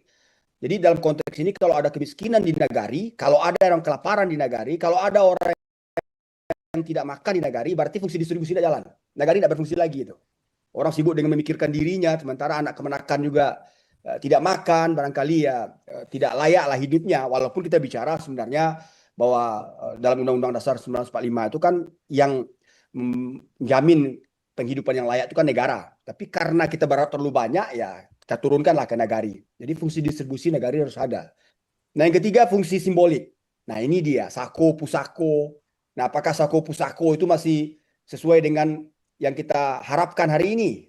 Nah, ini kalau seandainya sudah melenceng dari itu, berarti nagari sudah mengalami degradasi. Dan terakhir, fungsi regulasi. Ada peraturan nagari, ada kebiasaan-kebiasaan di nagari, dan seterusnya. Jadi sebenarnya nagari ini mencerminkan negara. Nah, kalau wacana kita dengan daerah istimewa itu adalah konteksnya keistimewaannya, ya ini mestinya yang harus dihidupkan juga gitu. Nah, kalau tidak ya saya khawatir apa yang kita bicarakan ini mungkin hanya tinggal ditulis dalam buku dan dikenang-kenang saja. Bukan suatu yang memang menjadi bagian dari, saya tidak mengatakan gerakan ya, bagian dari keinginan untuk mewujudkannya sebagai keistimewaan di orang Minangkabau. Bapak Ibu yang saya hormati, ada dua fungsi di nagari itu yang memang tergambarkan, tapi tetap saya katakan bahwa dia mengalami degradasi, yaitu fungsi simbolik dan fungsi regulasi. Nah, kalau kita bicara fungsi tukung tigo sajarangan itu sebenarnya falsafahnya tetap saja BSSBK, Bapak Ibu ya. Karena memang dasar kita musyawarah mufakat dalam konteks demokrasi deliberatif dalam konteks simbolik itu. Nah, itu yang menggambarkan tentang bagaimana fungsi tungku tigo sajarangan itu bisa dilaksanakan. Nah, pertanyaannya adalah apakah dalam konteks hari ini nagari-nagari kita itu memang melaksanakan demokrasi deliberatif ini sebagai dasar dari konteks kita bernagari atau istimewanya Minangkabau itu. Musyawarah mufakat dalam sila keempat itu kan sesuatu yang dalam maknanya sebenarnya gitu. Dan bahkan kajian-kajian tentang demokrasi hari ini kan kajiannya kepada demokrasi deliberatif ini. Nah, cuma kita kan meninggalkan itu. Nah, meninggalkan itu termasuk juga konteks kontestasi dalam pemilihan wali nagari atau kepala nagari. Nah, ini juga penting untuk kita kritisi bersama. Nah, dalam konteks itu juga kita tahu bahwa tungku tigo sajarangan ini fungsinya juga tergambarkan dalam formulasi kebijakan yang dibuat di nagari.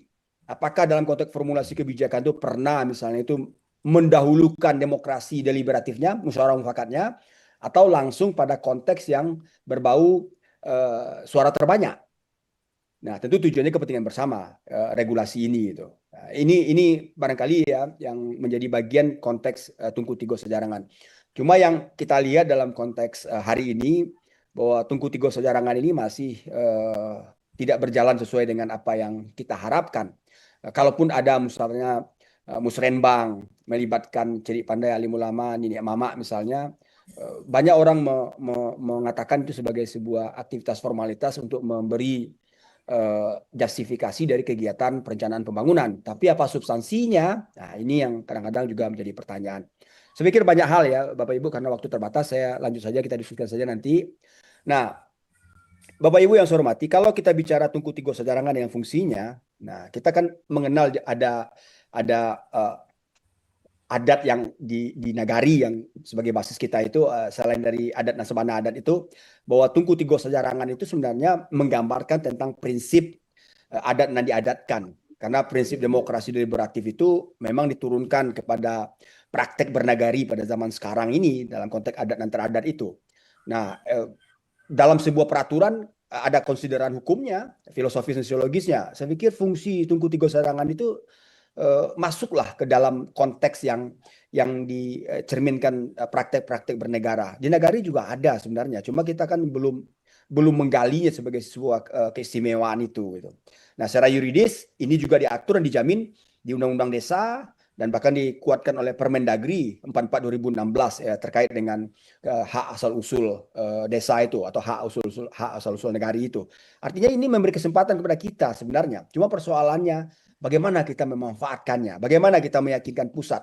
Nah, sekali lagi saya katakan vertical coalition dengan DPD, dengan DPR RI, dengan menteri-menteri baru bisa.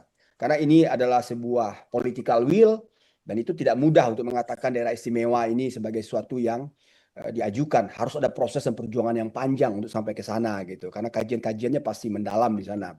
Sering kita mendiskusikan ini, bahkan termasuk dengan Undang-Undang 17 2022 tentang Provinsi Sumatera Barat. Beberapa kawan-kawan di UNAN juga ikut membahasnya, termasuk saya. Dan tahu Bapak Ibu, satu di antara yang dibahas pertama itu adalah sebelum kita diskusikan draftnya ini, undang-undang ini tidak bicara tentang daerah istimewa Minangkabau. Itu ditutupnya. Tapi yang penting adalah kalau minta keistimewaan dalam pasal-pasal, dimasukkanlah ABSSBK di pasal 5 huruf C itu. Nah, kalau kita berjuang dalam konteks daerah istimewa Minangkabau, ketika ditanyakan kan sudah ada di pasal 5C Undang-Undang 17 2022, apa kira-kira argumentasi yang bisa menjawab itu? Apakah itu tidak dilaksanakan dalam bentuk peraturan daerah terkait dengan keistimewaan mungkinnya atau dalam bentuk falsafah ABSSBK itu? Nah, ini kan juga jadi pertanyaan. Sampai hari ini kita mohon maaf barangkali saya tidak tahu apakah masih ada draft. Untuk draft saya dengan Datuk Rajo Mangkuto juga pernah mendiskusikannya, masih draft, tapi draftnya seperti apa kita kan tidak tahu juga. Nah, ini penting juga untuk mengisi itu. Apa praktik Mohon hari maaf, ini? Dina, waktunya. Ya, Mohon maaf, Dina, waktunya 4 menit lagi. Oke, saya ringkas saja. Banyak persoalan dalam konteks TTS kita atau Majelis Tunku Tiga Sajarangan kita. Masalah pelembagaannya juga lemah, masalah kepimpinannya juga lemah, tata kelolanya belum optimal, ya. Kemudian belum optimalnya orientasi konsensus dalam MTTS. Kenapa saya katakan begitu? Karena memang ada sistem nilai yang harus diberi konsensus. Perlu diingat kenapa ada konsensus? Karena adat Salingka Nagari itu orang akan mengklaim bahwa nilai-nilai itu tentu akan berbeda kecuali adat dan sabana adat itu. Nah, ini penting untuk kita sepakati bersama. Nah, syarat integrasinya saya pikir banyak hal ya, barangkali yang kita bisa diskusikan. Pelembagaan MTTS itu sendiri di nagari, penanaman nilai musyawarah mufakatnya sebagai keutamaan yang perlu diterapkan, kemandirian dan otonomi. Ini misalnya masalah keuangan, masalah keputusan bebas politik praktis. Apalagi dalam konteks hari ini politik praktis ini menyusuri semua lembaga yang ada dan itu memang konteks patron klien yang memang kuat di dalam konteks kita bernegara hari ini sehingga memungkinkan lembaga-lembaga yang kita inginkan ini disusupi ya, untuk kepentingan-kepentingan politik. Ini berbahaya juga menurut saya.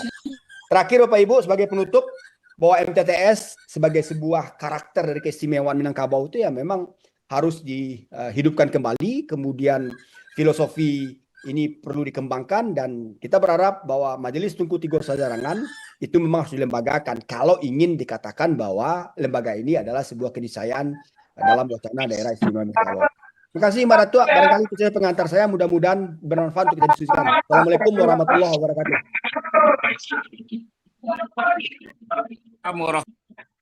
Waalaikumsalam warahmatullahi wabarakatuh.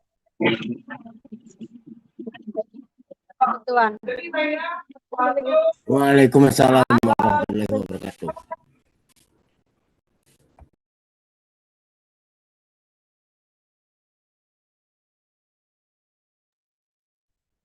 Ya Pak Datuk, Pak Isnadi udah selesai. Moderator. Suara Mak Datuk tidak dengar. Tidak dengar Mak suara Datuk, tolong di-unmute, Mak Datuk. Maaf. Silakan langsung kepada pembicara yang kedua, sesi kedua ini.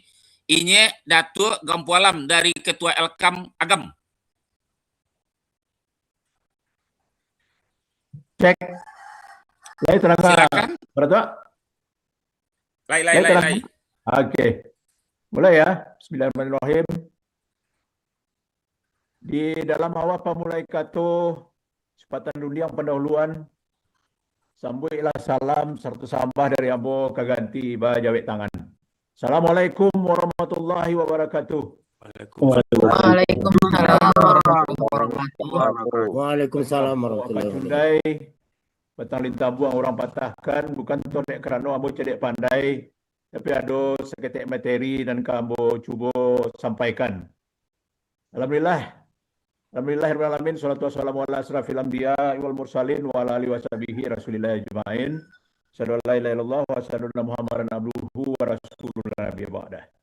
Untuk salam penghormatan barangkali kita tumpangkan saja kepada pembicara nan terdahulu.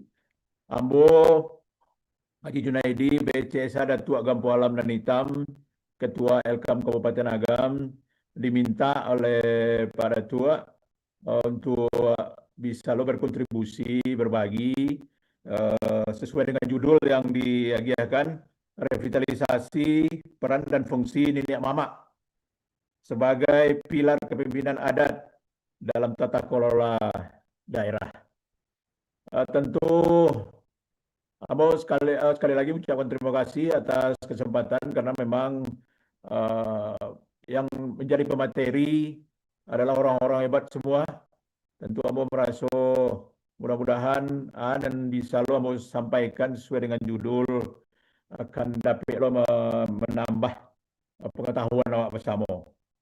Ambo ingin memulai dengan pengertian kembali tentang Niniak Mamak. Sesungguhnya beliau adalah para pemimpin suku atau kaum, disebut juga penghulu di Minangkabau, yang berfungsi sebagai pelindung, pembimbing anak kemenakan, dan penjaga harato Jopusako tinggi. Serta dia juga akan mampu menjadi hakim atau pemutus mufakat dalam menyelesaikan sengketa berdasarkan prinsip adat keseni syarak kitabullah itu. Kemudian Ambo ingin menyampaikan seketik untuk mengenalkan awak bersama peran utama dari seorang Niniak Mamak itu. Pertama adalah sebagai pemimpin kaum, menjadi kepala dan pengayom bagi anggota suku atau keluarga besar dalam tatanan masyarakat Minangkabau.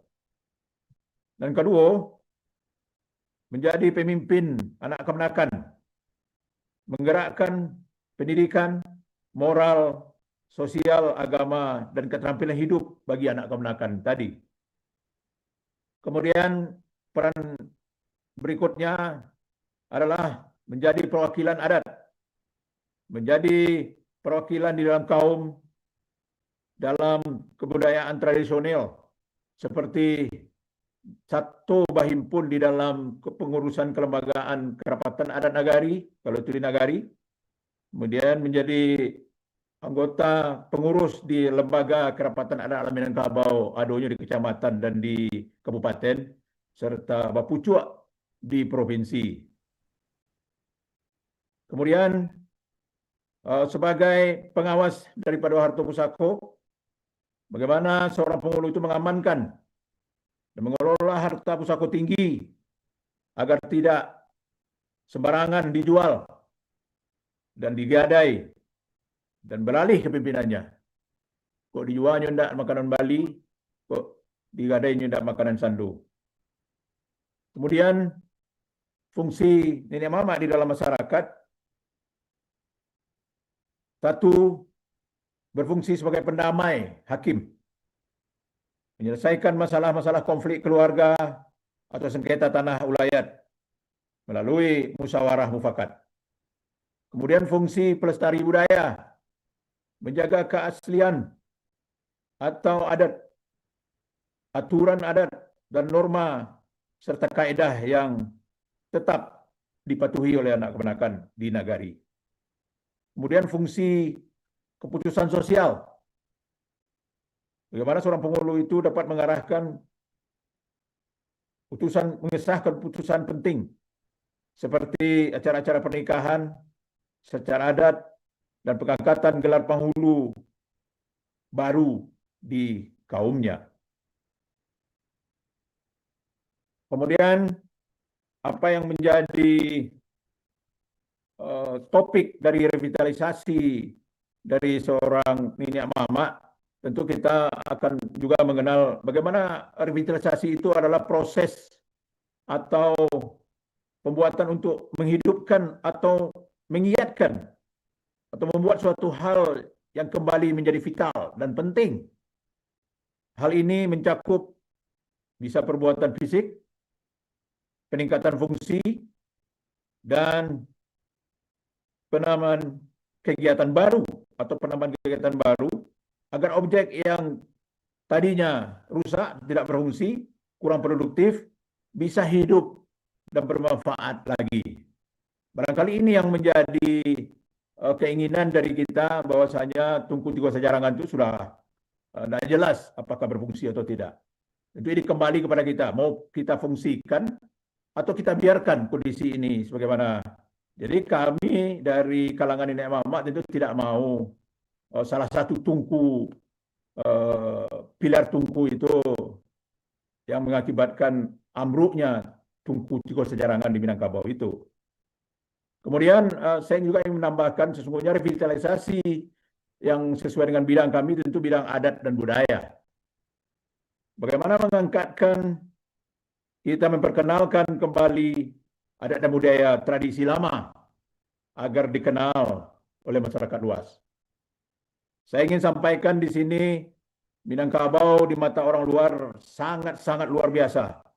Bagaimana kita sepertinya dapat mampu bertahan dengan kearifan lokal sesuai dengan adat Selingkah Nagari. Tapi memang ada secara kenyataannya ada beberapa nagari yang tidak lagi peduli dan acuh untuk melaksanakan adat dan budaya Selingkah Nagarinya. Inilah yang menjadi kekhawatiran kita di lembaga. Kami di Kabupaten Agam insya Allah tetap komit karena memang kami dari Luak dan di tengah, Luak dan Tuo Tanah Datar, Luak dan di tengah Agam, Luak dan Mudo itu adalah Payakumbuh 50 kota. Kami tetap ingin menjadi bagian dari Minangkabau yang merupakan awal dari kehidupan berluak ini. Ini yang tetap kami jaga dan lestarikan secara baik. Termasuk juga di pemerintahan misalnya. Bagaimana Nenek Mama ini secara kelembagaan tetap eksis. Kami bersama dengan pemerintah kabupaten saat ini akan tidak membiarkan, malah menjadikan salah satu visi misi dari pemerintah itu bagaimana penguatan kelembagaan ini tetap menjadi prioritas dari pemerintah. Alhamdulillah Kabupaten Agam sudah lebih awal menetapkan bahwasanya Ketua Elkam, Ketua MUI, Ketua Bundo Kanduang itu menjadi Muspida Plus di kabupaten. Kemudian diikuti oleh Forkopimca kecamatan di kecamatan. Mudah-mudahan di provinsi pun demikian. Jadi ini adalah juga modal dasar bagi kita untuk berjuang bahwasanya kelembagaan ini apa yang menjadi diperlukan sebagai etalase bagi pemerintahan bahwasanya dia punya kelembagaan yang membanggakan di Kabupaten Agam. Maafnya 3 menit lagi. Baik. Untuk selanjutnya ya di dalam tata kelola maafnya 3 menit lagi. Baik. Dalam sistem pengurusan wilayah tentu pemerintah telah saya sampaikan tadi. Kita di Minangkabau sebetulnya di Indonesia ini sudah ada pengakuan terhadap keberadaan kita sebagai hak tradisional ini. Undang-Undang Dasar 45 juga menjamin pasal 14 ayat 2 itu bagaimana pengakuan dari hak tradisional dan masyarakat adat. Jadi jangan ragu kita. Kalau masyarakat aborigin itu sekarang sedang berjuang dia. Tapi kalau kita di Minangkabau itu sudah diakui. Tapi bagaimana kita mampu merevitalisasi, menghidupkan kembali. Mau tidak kita menjadi daerah istimewa? Kita kumpulkan semua yang menurut kita itu kita punya, orang lain tidak punya, ini yang istimewa kita sesungguhnya di Minangkabau itu. Jadi itu barangkali sebagai tambahan yang dapat saya sumbangkan. Jadi jangan ragu untuk tetap menyuarakan, memperjuangkan bahwasanya kita Minangkabau ini memang bisa menjadi istimewa. Tapi jangan terjadi orang Minangkabau yang tidak mau mengistimewakan dirinya.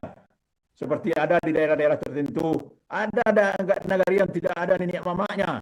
Ini kami di Kabupaten Agam sedang berusaha sekarang bagaimana dari Nambarek Kanaringan menegakkan penghulu itu. Ada yang satu nagari, ada yang 60 orang, ada yang 52. Nah, ini sudah kami laksanakan secara baik. Jadi semangat kami di ranah. Kemudian kami tentu mohon dukungan juga bagi masyarakat kami yang dirantau untuk ini kita dilaksanakan. Kami bilang di Rumpulan Se, tasisi di liang lantai, lampu cubo bilang sarona dapet tentu tinggal untuk dalam pandai. Kalau lawa di Pulau Rimbang, anak rusuh mati terabiah. Kok gawang bo tolong ditimbang, kok salah ampun dan labiah. Salam takzim menyudahi. Billahi taufik wal hidayah. Assalamualaikum warahmatullahi wabarakatuh. Waalaikumsalam warahmatullahi wabarakatuh. Terima kasih Nyek Gampualam.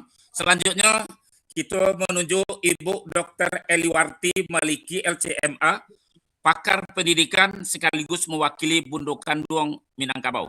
Kepada Bundo kita persilakan. Waktunya sama 15 menit. Silakan.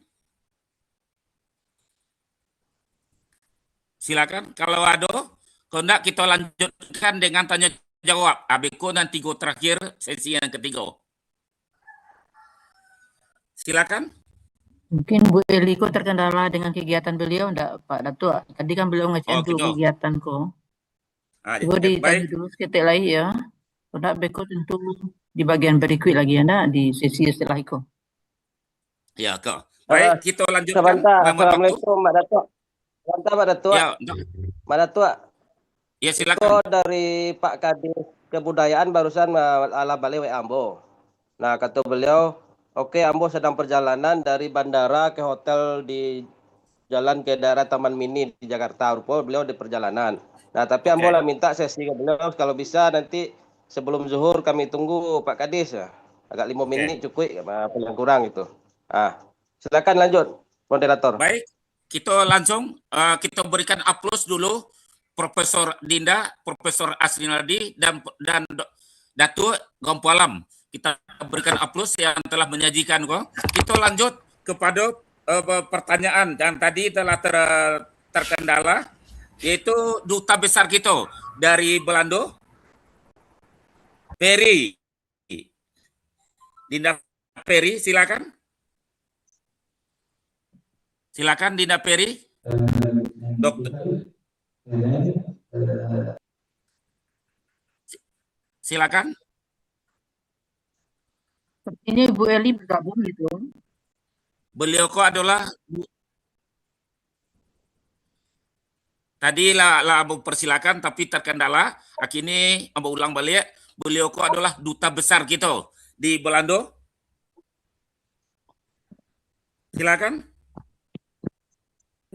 Sepertinya beliau belum ini nih. Nampaknya alun ado. Alun connect. Silakan kita menuju Dinda Nipastri M Nur. Silakan. Yang dari tadi jualan standby. Baik. Terima kasih Pak Moderator. Assalamualaikum warahmatullahi wabarakatuh. Waalaikumsalam warahmatullahi wabarakatuh. Saya mohon maaf baru pertama kali ikut webinar. Waktunya 2 menit. Pendek-pendek saja.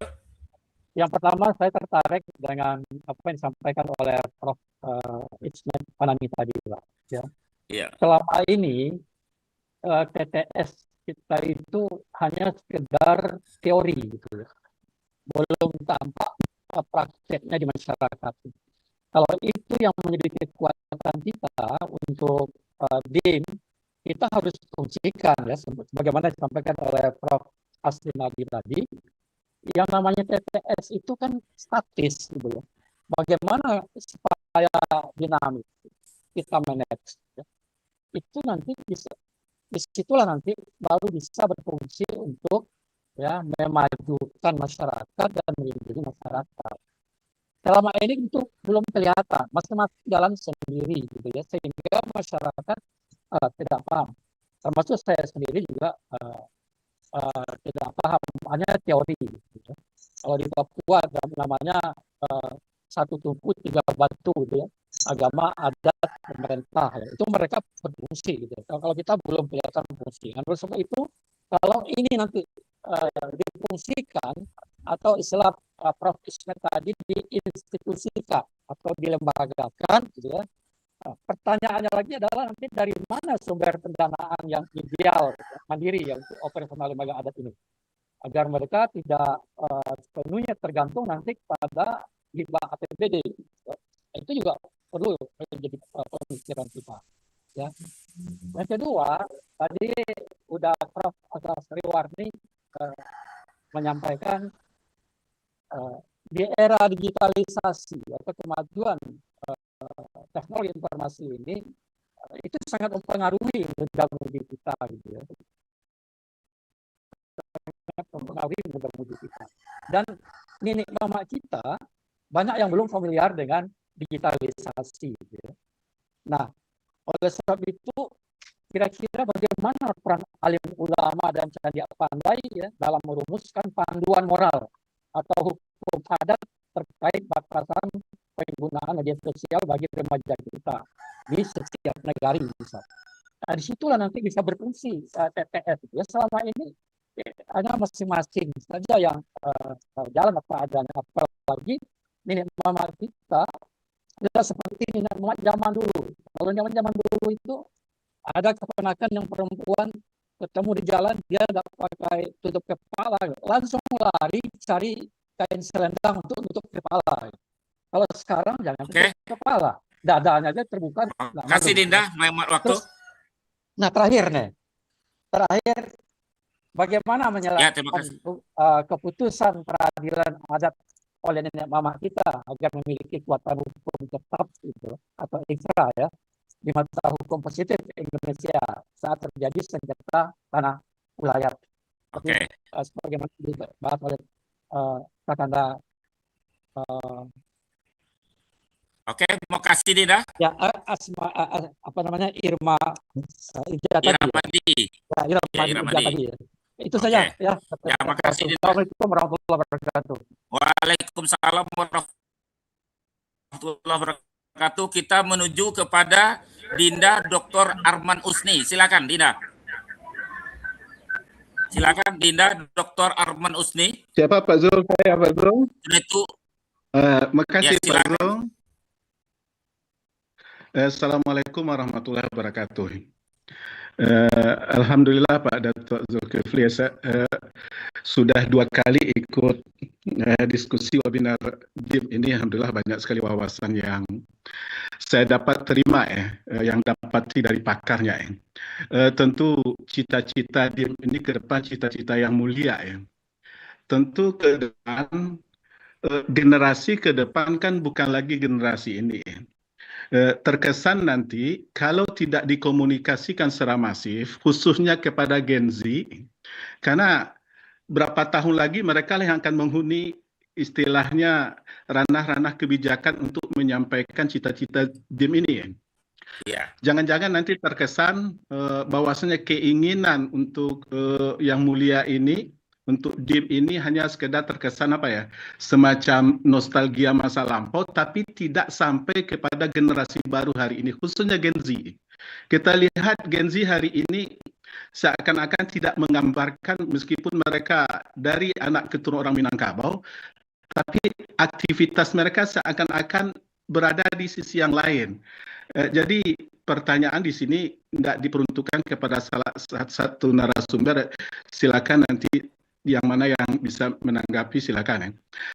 Apa saja strategi yang akan dilaksanakan untuk menyampaikan ide besar ini kepada Gen Z, Gen Beta, Gen Alpha dan lain sebagainya, agar mereka nanti bisa menyambung, karena nanti mereka lah generasi yang akan melanjutkan perjuangan yang mulia ini. Sebagai contoh kita kan sedang merdeka hari ini, sedang ini ya. Indonesia juga nanti akan menggambarkan semacam generasi emas. generasi emas 2045 ya. 100 tahun atau Indonesia merdeka. Itulah generasi emas. Tentu generasi emas ini mereka yang diisi hari ini oleh Gen Z. Kita balikkan lagi ke DIM ini. Tentu juga mereka nanti kira-kira sampai di mana cita-cita ini sudah mereka pahami. Apakah sudah masuk ke ranah kurikulum di perguruan tinggi Sumatera Barat? Kayaknya belum. Karena saya di kampus juga tidak ada rasanya sampai informasi ini ke kalangan mereka. Tentu khawatir nanti tatkala ini sudah matang, tapi mereka tidak nyambung. Sehingga tatkala generasi ini pergi, cita-cita ini buyar lagi. Strategi apa yang bagusnya untuk menyampaikan ide besar ini kepada mereka? Mungkin itu saja Pak Datuk. Assalamualaikum warahmatullahi wabarakatuh. Yang selanjutnya, Iswaris Chan. Dinda saya, Iswaris Chan, Wali Nagari. Silakan, Dinda. Assalamualaikum warahmatullahi wabarakatuh. Waalaikumsalam warahmatullahi wabarakatuh. Salam untuk kesaduannya, baik narasumber maupun peserta. Yang ambo tanyakan di siko, karena ambo sebagai akar rumput yang berada di bawah moderator, tungku 3 sejarangan, ibaratnya kini tungku itu tidak sama tinggi. Jadi artinya penguatan terhadap ketiga tungku itu adalah belum sempurna. Jadi untuk itu baik itu Profesor Asrinaldi maupun Pak Ismet Fanani maupun profesor yang lain bisa mungkin memberikan jawaban atas apa yang ambo tanyakan, bagaimana supaya penguatan terhadap tugu 3 sejarangan, terutama untuk yang jadi pandainya kadang-kadang hanya sebagai semboyan di akar rumput. Demikian saja moderator, mengingat waktu. Salam untuk kasadonya. Wassalamualaikum warahmatullahi wabarakatuh. Waalaikumsalam warahmatullahi wabarakatuh. Lanjut, kita berikan aplaus dulu kepada penanggap spontan. Baik, kita langsung kepada Dinda Profesor Asrinaldi untuk menjawab pertanyaan yang ditujukan kepada kita bersama tadi. Silakan, Dinda. Baik, terima kasih Mak Datuk, Bapak, angku-angku, nyiak semua yang saya hormati. Barangkali saya tidak secara khusus untuk menjawab satu persatu, ya nanti ada Prof. Ismet juga, ada yang lain, ada Prof. Saswarni juga. Pertama saya ingin mengatakan apakah musyawarah tungku 3 sejarangan atau TTS itu hanya praktek musyawarah yang dilaksanakan dalam pengambilan keputusan itu dianggap sebagai tungku 3 sejarangan? Karena kalau dilihat unsurnya di nama alim ulama cerdik pandai yang ada di Nagari, semuanya terlibat di badan musyawarah Nagari, juga dalam pertemuan informal. Apa itu tungku 3 sejarangan? Nah ini kan juga perlu kita dudukkan dulu.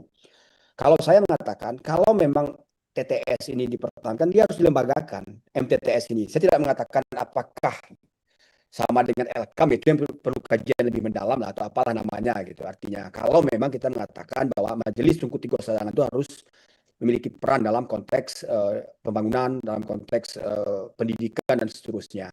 Karena unsurnya saya pikir unsur yang sangat menjadi azas dalam pelaksanaan kita bernagari, kita bernegara di Sumatera Barat atau di Minangkabau ini.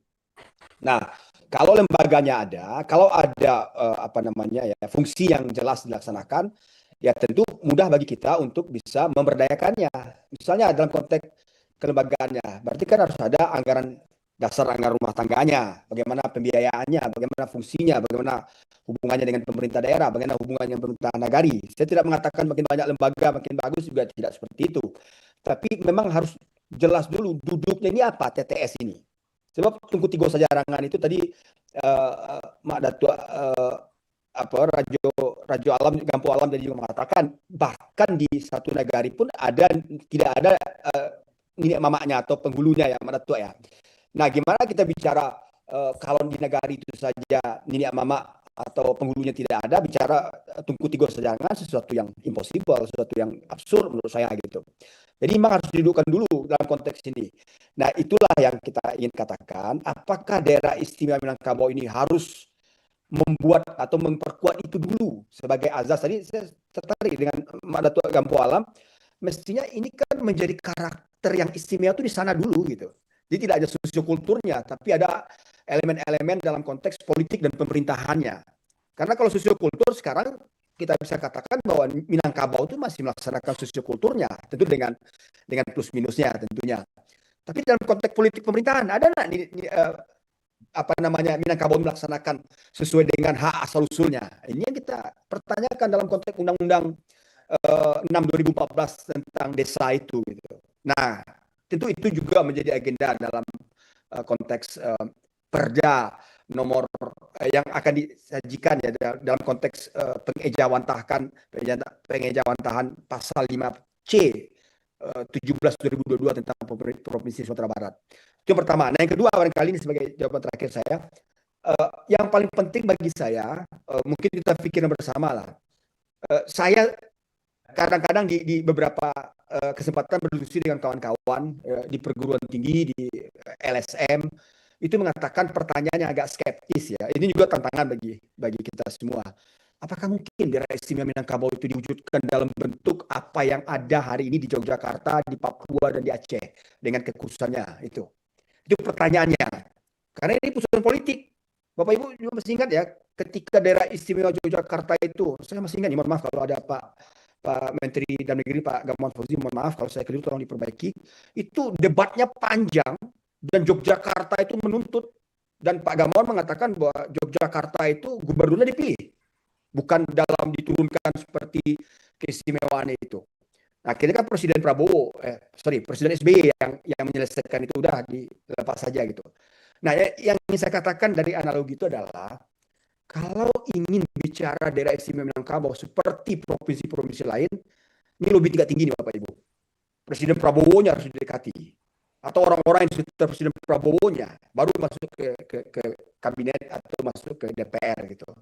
Artinya yang saya katakan vertical coalition untuk mendirikan ini memang harus dilakukan. Kalau tidak memang kita perkuat aja lah Undang-Undang 17/2022 tentang Sumatera Barat dengan pasal 5C itu tentang falsafah ABS-SBK sebagai keunikannya itu yang dianggap keistimewaan.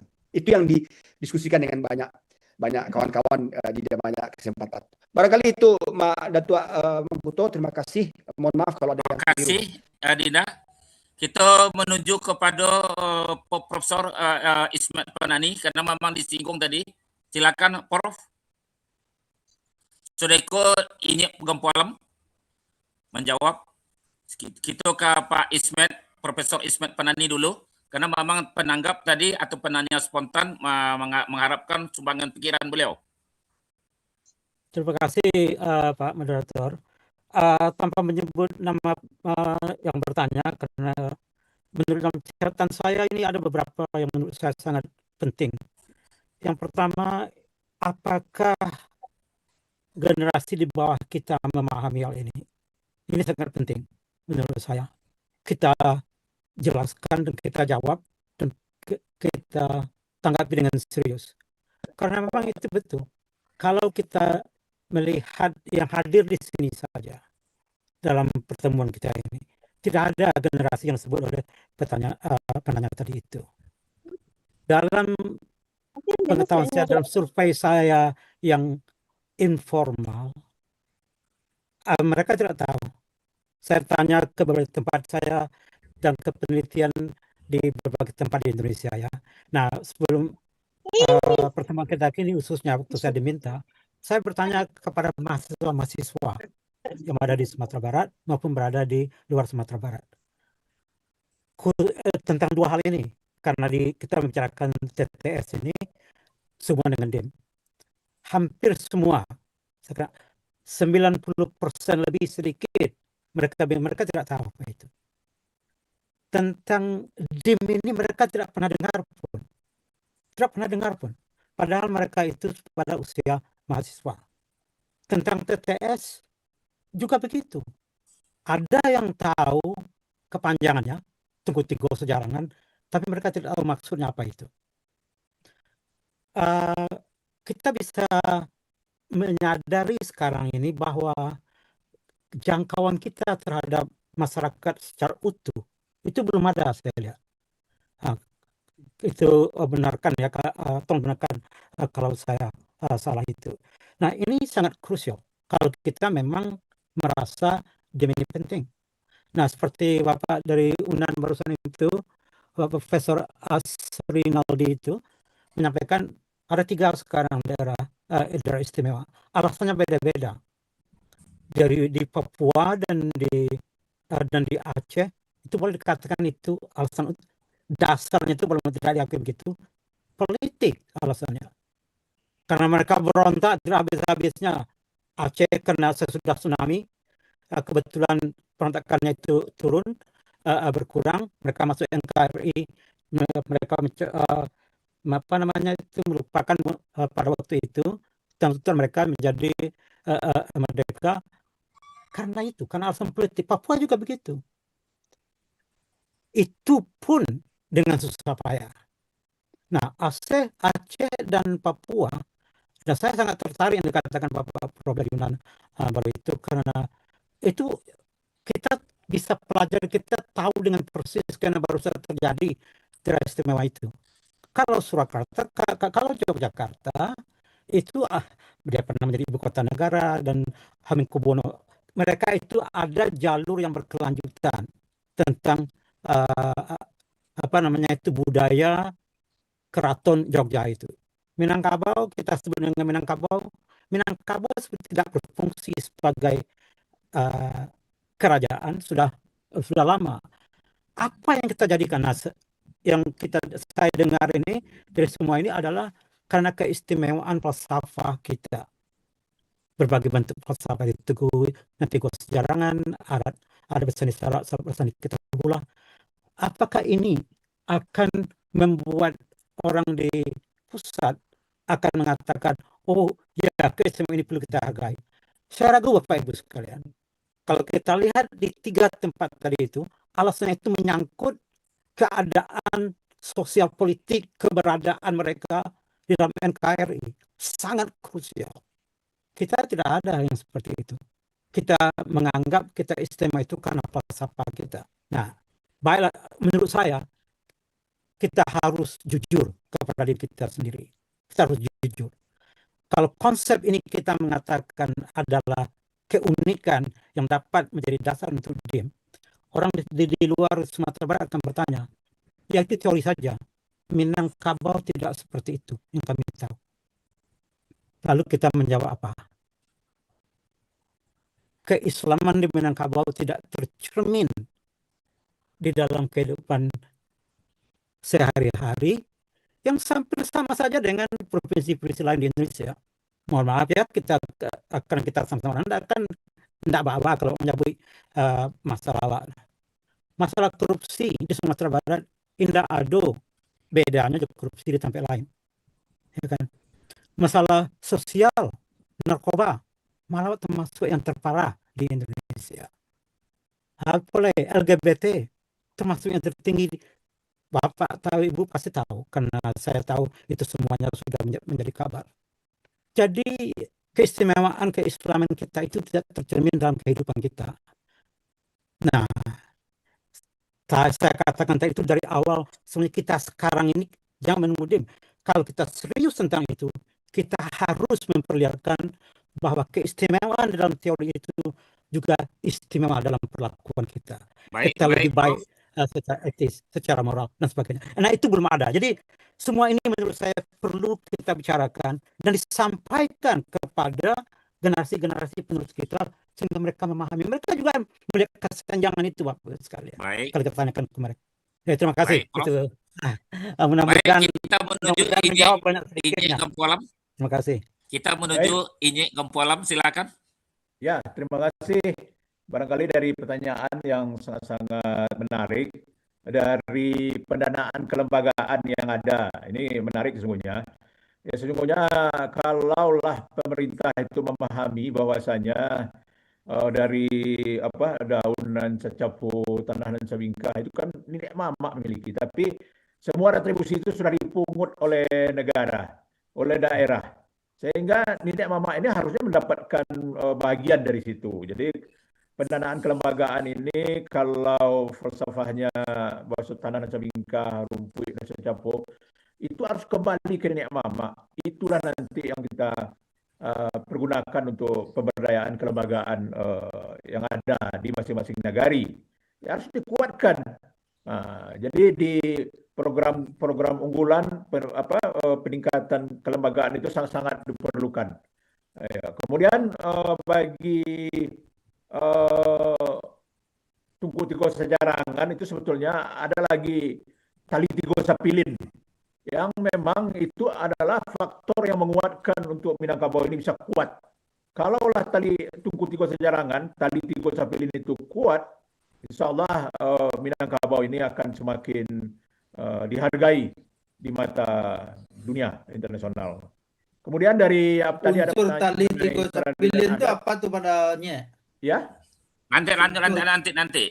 Biar dia jawab beliau dulu. sabut tadi unsur Tigo Sapilin tapi tidak disebutkan unsurnya dong. Oh gitu. Ya, sama Jojo Tigo Tungku Sejarangan, Tali Tigo Sapilin. Ada yang padanan katanya unsurnya juga sama. Jadi supaya lebih kuat kalau ibarat awak memasak sesuatu, tentu tungku tidak boleh rabah salah satu. Begitu juga kalau menguatkan sesuatu, Tali Tigo Sapilin perlu pilinnya disempurnakan. Kalau tidak tentu putuhnya di tengah jalan. Itu makna yang bisa kita coba tampilkan dari situ. Kemudian dari peradilan adat menyelesaikan permasalahan-permasalahan ini di setiap nagari itu, di setiap kepengurusan KAN itu sudah ada bidang penyelesaian sangketo sako itu sudah ada. Bentuknya ya macam-macam. Ada yang nagari itu yang sudah siap dengan peradilan adat seperti ini nagari Lubuk Basuang misalnya. Itu seperti hakim juga dia menyelesaikan permasalahan. Nah, kemudian bagi nagari-nagari yang lain ya sekadar musyawarah mufakat. Jadi itu sudah ada dan tetap berjalan. Jadi di Elkam pun sudah ada perjuangan untuk hal-hal yang menyangkut dengan pidana ringan, pidana-pidana masalah sangkato itu tidak harus semuanya kepada hukum negara, tapi dilakukan restoratif justice. Jadi kesiapan nenek mama untuk menyelesaikan permasalahan anak kemenakannya juga dituntut untuk itu. Kemudian tadi Pak Arman Husni mengenai Gen Z, sebetulnya kita sudah mempersiapkan, kekhawatiran kita sangat beralasan untuk bagaimana adat Minang ini dikenal oleh anak-anak kita. Kemudian ya, ke Minangkabauan misalnya di SLTP, di SD itu sudah harus diperkenalkan. Kami nenek mama sebetulnya sudah siap untuk menjadi guru, untuk memperkenalkan adat ini kepada anak kemenakan kita. Kalau bagi anak-anak yang di rantau memang khawatir kita. Dia orang mana? Orang Padang, sukunya apa? Minang. Padahal sukunya Sikumbang. Ditanya lagi datuanya siapa? Tidak tahu dia. Kalau datuanya datuk Kampung Alam dan Hitam dan lain sebagainya. Kekhawatiran kita beralasan untuk lebih memperkenalkan kepada orang tua. Dia tahu anak awak tu. Bahasanya orang Minang hidup bersuku. Sukunya Sikumbang. Datuanya datuk Kampung Alam dan Hitam. Orangnya kini itu. Barangkali itu yang paling penting. Sehingga pemahaman awal dari anak Minang ini, Gen Z dan lain-lain sebagainya itu bisa diwujudkan dengan memperkenalkan hal-hal yang seperti itu. Barangkali itu jawaban dari kami karena memang menarik ini untuk dibahas lebih jauh. Tentu itu dulu. Assalamualaikum warahmatullahi wabarakatuh. Waalaikumsalam warahmatullahi wabarakatuh. Terima kasihnya. Sebelum kita minta penanggap, kita masuk dulu sesi terakhir. Karena memang supaya lebih menarik begitu penanggap cukup tiga. Jadi ikulah tiga. Jadi kita langsung sesi terakhir yaitu apakah memang Bundo dari pemerhati pendidikan hadir. Kalau enggak kita menuju Dr. Wirnita SK SPD MPD. Sudah itu Dinda Zulhendri Ismet Tanbasa ST. Silakan. Oke, Assalamualaikum warahmatullahi wabarakatuh. Waalaikumsalam warahmatullahi wabarakatuh. Waalaikumsalam warahmatullahi wabarakatuh. Ya, makasih. Ambiak siriah ke dalam carano dituang pinang ke ateh talam. Pangkakato di agihan sambah tahatur kasadonyo. Hilia mudiak serentak galah lurih jalan kasubarang izin Bundo dengan memulai dengan bismillah minta perhatian don sanak di Zoom nanti bo nandat jalan datang.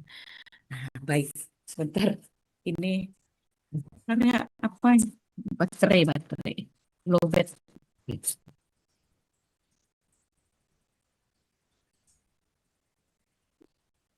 Ya, Assalamualaikum warahmatullahi wabarakatuh. Waalaikumsalam.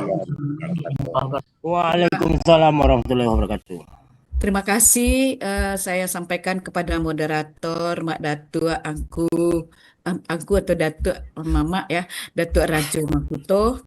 Tertompang salam juga yang terhormat kepada semua yang sudah disampaikan narasumber sebelumnya. Tapi saya juga ingin mengucapkan terima kasih yang terhormat kepada Ketua BP2 DIM ini ya, dan juga sekretaris yang sudah mempercayai saya dalam hal ini. Baik, saya ingin di sini ingin share dulu ya.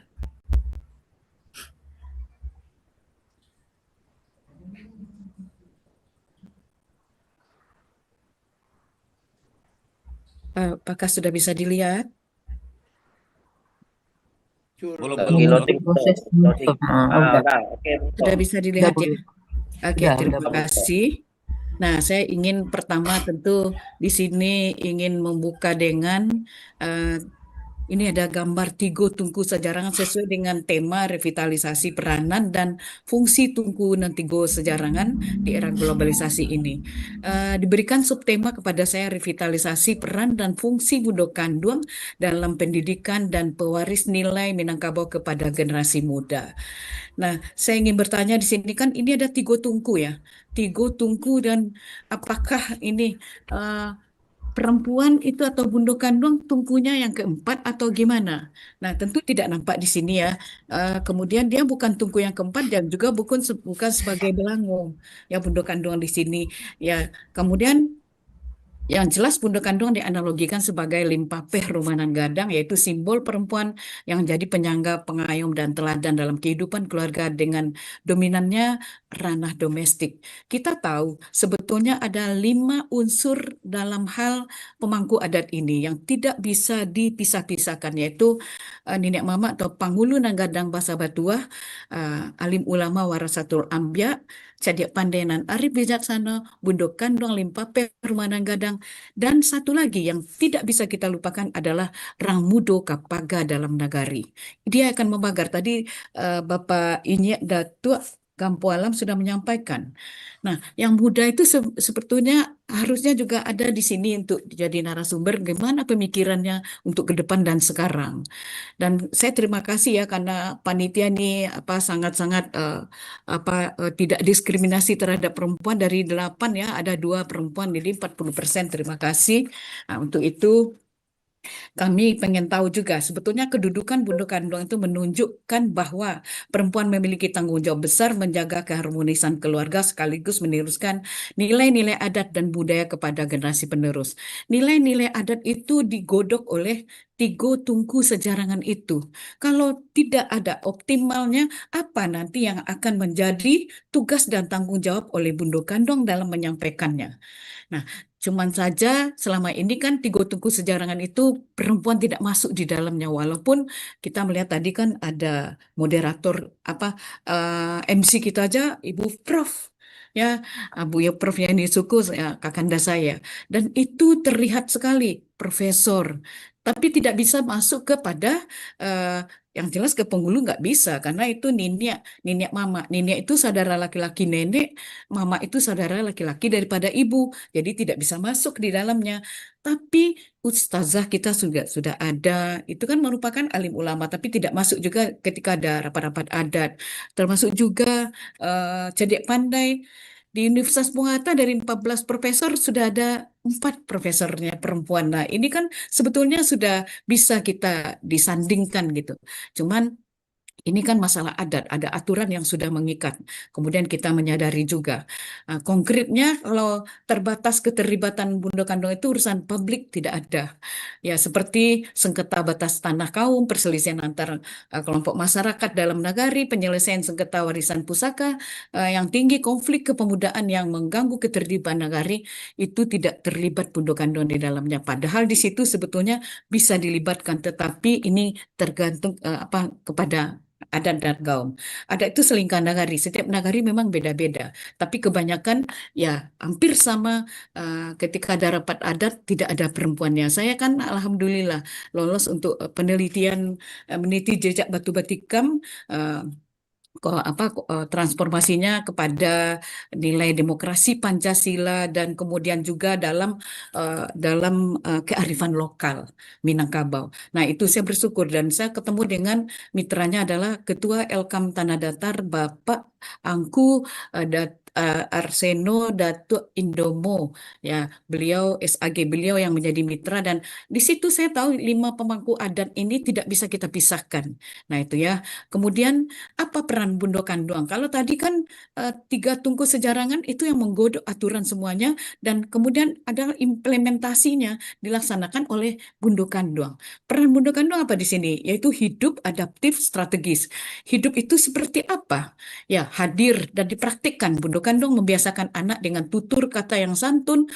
Kesantunan itu menurut Lakoff ya adalah tidak menyinggung perasaan orang lain. Kalau di radio atau televisi di mana saya banyak berkecimpung ya, itu kita dengarkan, kita coba, itu ada di pendengar kita, ada pemirsa kita harus bagaimana menjaga, dan ini juga sudah mulai berkurang.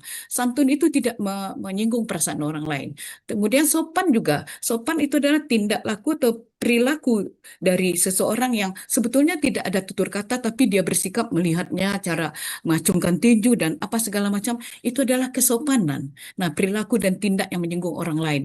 Dan kemudian Bundo Kanduang juga harus hadir dalam mempraktikkan sebagai tauladan lah gitu. Kemudian adaptif, Bundo Kanduang mampu menyesuaikan cara dengan perkembangan zaman, yaitu mengajarkan sopan santun tadi, tetapi juga mengajarkan etika berkomunikasi bisa melalui WA dan media sosial yang lain. Petata petiti Minangkabau dapat disampaikan melalui video, podcast atau media sosial lainnya. Tapi mengajarkan etika berkomunikasi sekarang kan coba banyak ya mahasiswa kepada dosen pembimbingnya.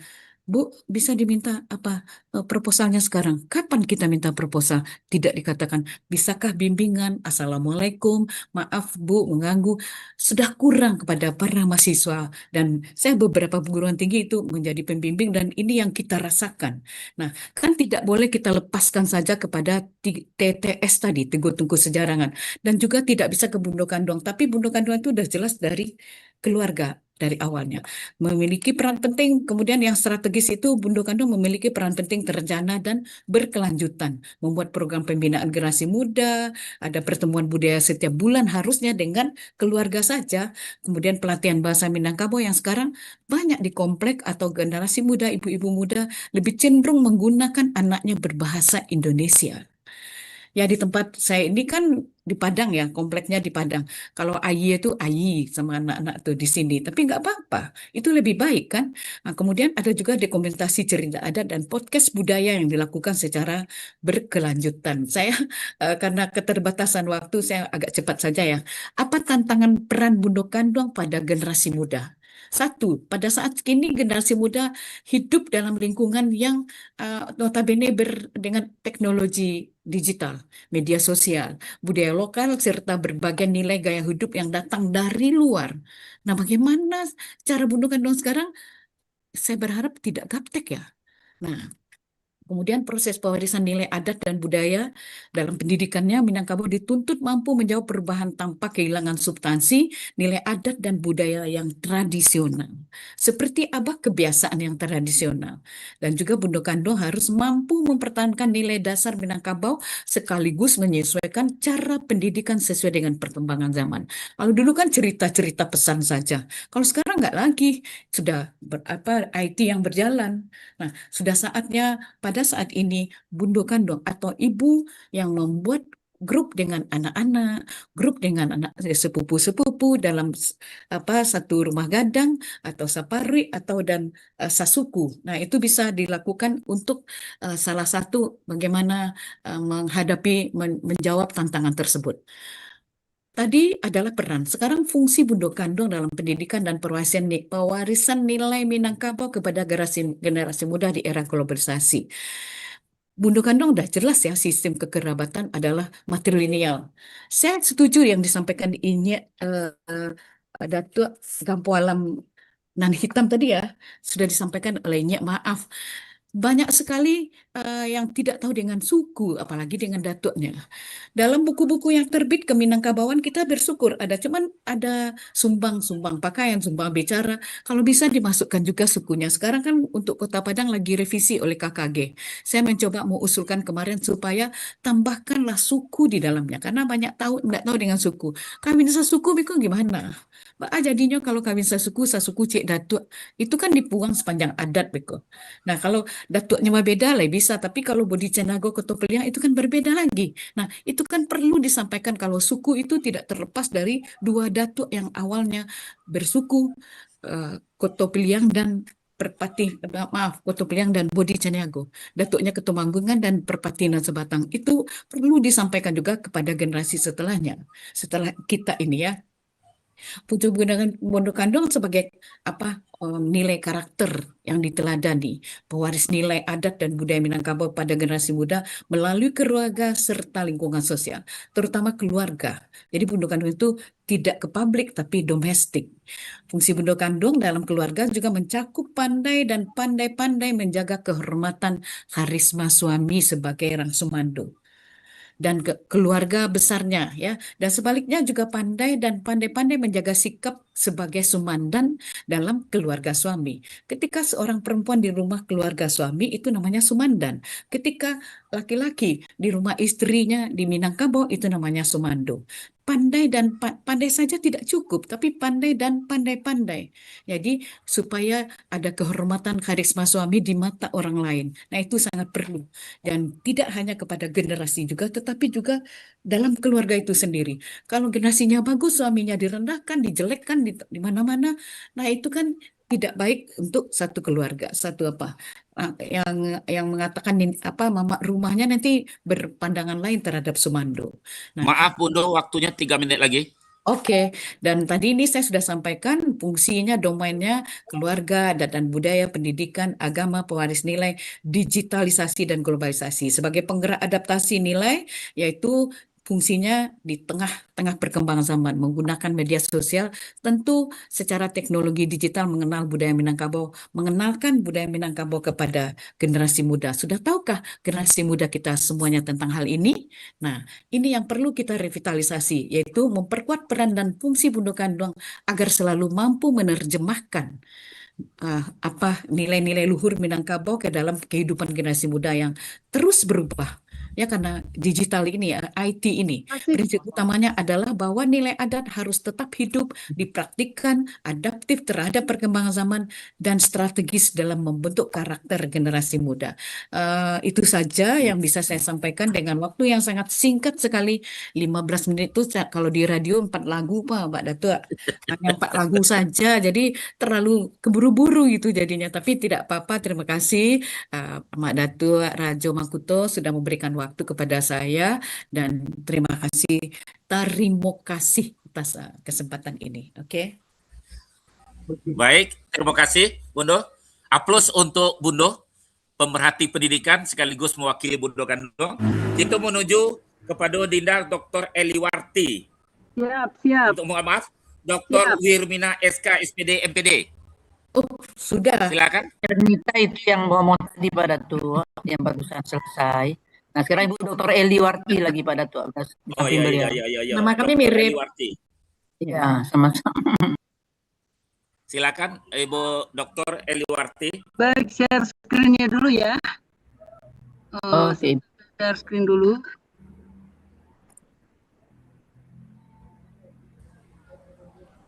Apakah bisa dilihat itu di sana? Ya, udah bisa. Kelihatan ya? Bisa. Udah ala Malaysia. Waktunya 15 menit, Bundo. 15 menit sekarang jam 11:09. Baik, nanti diingatkan aja ya. Oke. Pertama saya mohon maaf, ini karena acara saya double ya. Dan saya meninggalkan ruangan acara, mencari tempat lain untuk menyampaikan materi.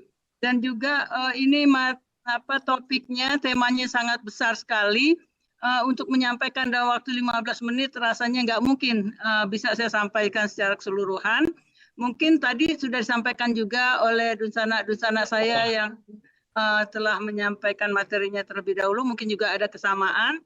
Mungkin saya di sini karena background saya dari Timur Tengah, mungkin nanti akan fokus kepada adat dan agamanya ya, adat dan Islam yang berhubungan dengan perempuan. Mungkin dalam hal-hal lain ada kesamaan dengan materi-materi yang sudah disampaikan. Baik. Assalamualaikum warahmatullahi wabarakatuh. Waalaikumsalam warahmatullahi wabarakatuh. Waalaikumsalam warahmatullahi wabarakatuh. A'udzubillahi minasyaitonirrajim. Bismillahirrahmanirrahim. Alhamdulillahirabbil alamin wa bihi nasta'in ala umurid dunya waddin. Wassalatu wassalamu ala asyrafil anbiya'i wal mursalin sayyidina Muhammadin wa ala alihi wa ashabihi ajma'in wa man tabi'ahum bi ihsanin ila yaumiddin, amma ba'du. Puji syukur kehadirat Allah, salawat dan salam kepada junjungan kita Nabi besar Muhammad SAW. Pada siang hari yang cerah ini di Jakarta lumayan cerah, tidak hujan. Oh, saya di Bogor sekarang. Basuo jodun sanak sadonyo dari dalam dan luar negeri dalam rangka membincang-bincang tentang adat Minangkabau yang saat ini terasa semakin meluntur ya, dan khawatir nanti akan hilang. Alhamdulillah semangat para peserta untuk menghidupkan kembali adat awak, adat Basandi Sarak, Sarak Basandi Kitabullah terlihat dari peminat para peserta dan juga tokoh-tokoh masyarakat yang luar biasa. Di sini saya akan mengambil sedikit saja dari tema besar itu ya, yang nggak mungkin dirangkum dan diberikan rekomendasi sesuai dengan harapan karena waktunya sangat singkat, dan juga keberadaan saya 10 hari ini keliling di Sumatera Barat. Jadi apa adanya nih sekarang. Saya mengambil judul Padusi Minang Menjembatani Nilai Adat, Agama, dan Dinamika Global. Sebentar ini juga. Tutup dianya. Baik.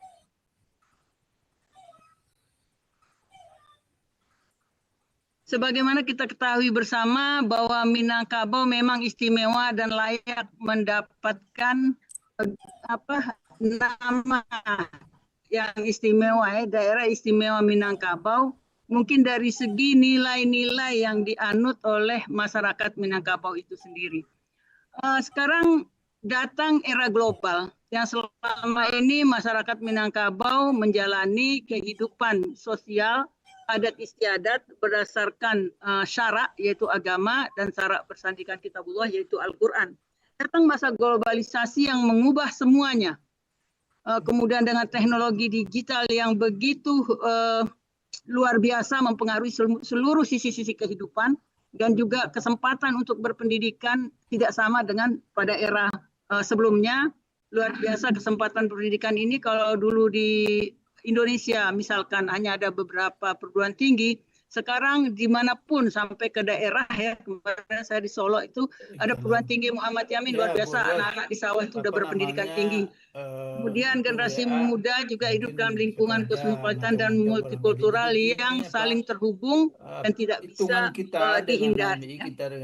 Untuk itu barangkali nilai Minangkabau tidak cukup dipertahankan, tetapi harus dihidupkan kembali secara relevan. Kenapa? Karena di antara kita juga banyak yang belum mengenal, terutama saya sebenarnya saya boleh dibilang masih minim sekali pengetahuan saya tentang adat istiadat. Tapi karena saya pernah tinggal di Sumatera Barat, jadi saya sekedar yang saya tahu dan yang saya alami ya. Jadi tantangannya bukan bagaimana menahan perubahan. Perubahan itu nggak mungkin ditahan, tetapi bagaimana tetap menjadi Minangkabau di tengah perubahan. Kita lihat pembahasan kita tentang adat Basandi Sarak, Sarak Basandi Kitabullah. Karena background saya memang dari Al-Azhar, menyangkut agama, dan hubungannya dengan adat tentunya urusannya dengan perempuan. Kalau kita lihat dalam adat Minangkabau itu orang biasanya suka protes ya terhadap Minangkabau itu. Kok di Minangkabau itu gambarannya matrilineal itu nasabnya ke ibu gitu. Matrilineal itu semuanya arahnya ke ibu. Itu dianggapnya bertentangan dengan Islam. Begitu juga tentang harta warisan. Kalau dalam Islam itu laki-laki dapat 2, perempuan dapat 1, kok di Minangkabau harta itu diwariskan oleh perempuan? Ini menjadi pertanyaan bukan saja oleh pihak luar, tapi mungkin oleh kita sendiri sebagai warga Sumatera Barat, baik di ranah ataupun di rantau. Kemudian kita akan melihat nanti kedudukan dan fungsi perempuan di dalam adat dan juga dalam Islam ya. Nah, kalau dalam Islam itu kan nasab ke ayah ya. Masuk saya Eliwarti binti Maliki. Maliki adalah ayah saya. Nah, ketika Sumatera Barat menggunakan matrilineal seakan-akan nasabnya adalah ke ibu. Padahal dalam adat Sumatera Barat ada yang disebut dengan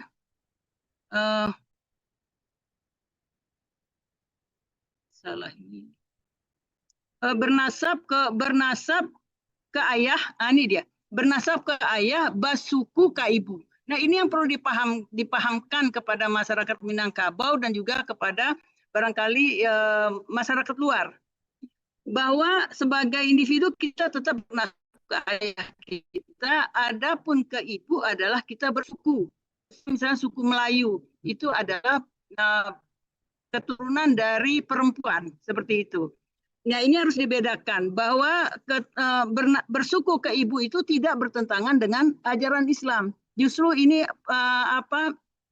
sistem tata kehidupan sosial yang luar biasa. Kalau saya katakan, kok bisa ya ulama zaman Saisuk memahami ajaran Al-Quran begitu jauh pandangannya ke depan. Di era ini masalah itu dipertanyakan, tapi terjawab. Insya Allah nanti di akhir slide ini akan terjawab. Ya. Menyangkut harta juga demikian.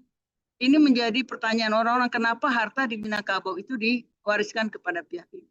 Di Minangkabau kan kita mengenal ya harta pusako tinggi, harta pusako rendah. Yang diwariskan kepada perempuan ini adalah harta pusaka tinggi dalam rangka melindungi perempuan dari kemiskinan dan dari ketidakberdayaan. Karena itu perempuan di Minangkabau semuanya punya rumah dan semuanya punya sawah ya, semua punya suku, sehingga tidak ada perempuan yang jadi TKW ke luar negeri. Itu adalah bentuk jaminan sosial bagi perempuan dalam hal harta pusako tinggi. Kemudian kedudukan perempuan juga kalau di dalam Islam ya, kedudukan perempuan dimuliakan sebagai ibu, sebagai istri, sebagai anak. Tetapi di dalam adat Minangkabau lebih dari itu ya. Jadi di dalam adat Minangkabau perempuan itu didudukkan sebagai bundo kanduang. Bundo kanduang, limpapeh, rumah nan gadang. Bahwa apa yang telah digariskan oleh Al-Quran itu diimplementasikan oleh adat di Minangkabau. Luar biasa adat Basandi Sara ini mengimplementasikan apa yang terkandung di dalam Al-Quran sesuai dengan kebutuhan zaman dan memenuhi syarat-syarat keadilan.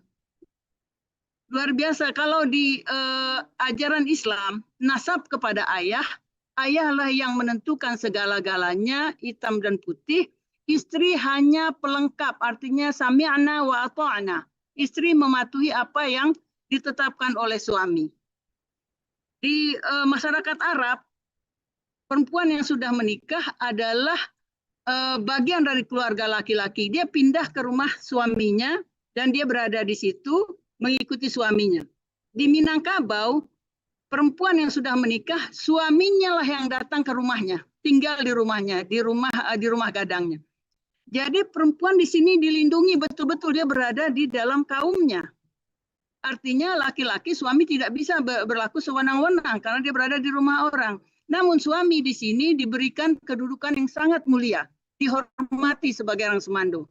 Ini implementasi ajaran Islam yang sangat harmonis, ya, sangat serasi, harmonis dan berkeadilan. Kalau dalam masyarakat Arab umumnya itu segala-galanya laki-laki, perempuan boleh dikatakan sebagai pelengkap kehidupan bagi laki-laki, sebagai pelayan seluruhnya di dalam keluarga, pelayan suami, pelayan anak-anak, melayani segala sesuatunya. Adat Sumatera Barat mengimplementasikan itu jauh lebih bermakna dan lebih bernilai dan sesuai dengan spirit Islam itu sendiri. Jadi menurut saya adat Basandi Sara ini suatu sistem kehidupan bermasyarakat yang barangkali saya nggak temukan di dalam masyarakat lain. Kita lanjut dulu, takut waktunya keburu ya. Jadi, nah kita di sini agama tadi dari garis ayah, kemudian adat dari garis ibu. Ini tidak bertentangan dengan Islam, justru memperkuat ajaran Islam itu sendiri. Jadi Islam, ya, sistem Minangkabau bukan menghilangkan garis ayah, melainkan pembagian fungsi antara nasab, keagamaan, dan struktur kekerabatan dalam adat. Saya sangat bersyukur ya jadi orang Minangkabau. Kenapa? Karena saya sebagai suku Melayu berada di sebuah rumah gadang, itu saudara-saudara saya yang satu rumah gadang itu di dalam Ranji itu jaraknya udah jauh sekali, berapa generasi itu sebelumnya. Tapi kami masih disatukan oleh sistem matrilineal ini. Kami masih berada di dalam satu rumah gadang dan tidak boleh saling menikah. Ini luar biasa. Dan ini juga dianggap bertentangan dengan Islam. Kenapa ibu, kakak, adik, anaknya nggak boleh saling nikah? Ibu perempuan, adiknya perempuan, maka anaknya tidak boleh menikah. Dalam adat Minangkabau, di dalam Islam boleh. Apakah itu bertentangan antara adat dengan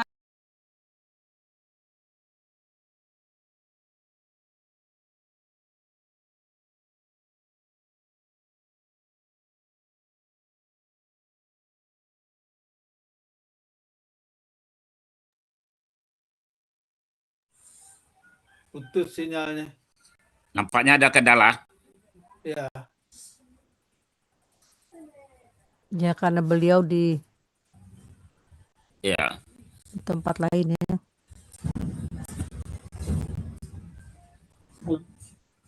Baik, karena waktunya juga 3 menit lagi, kita langsung saja.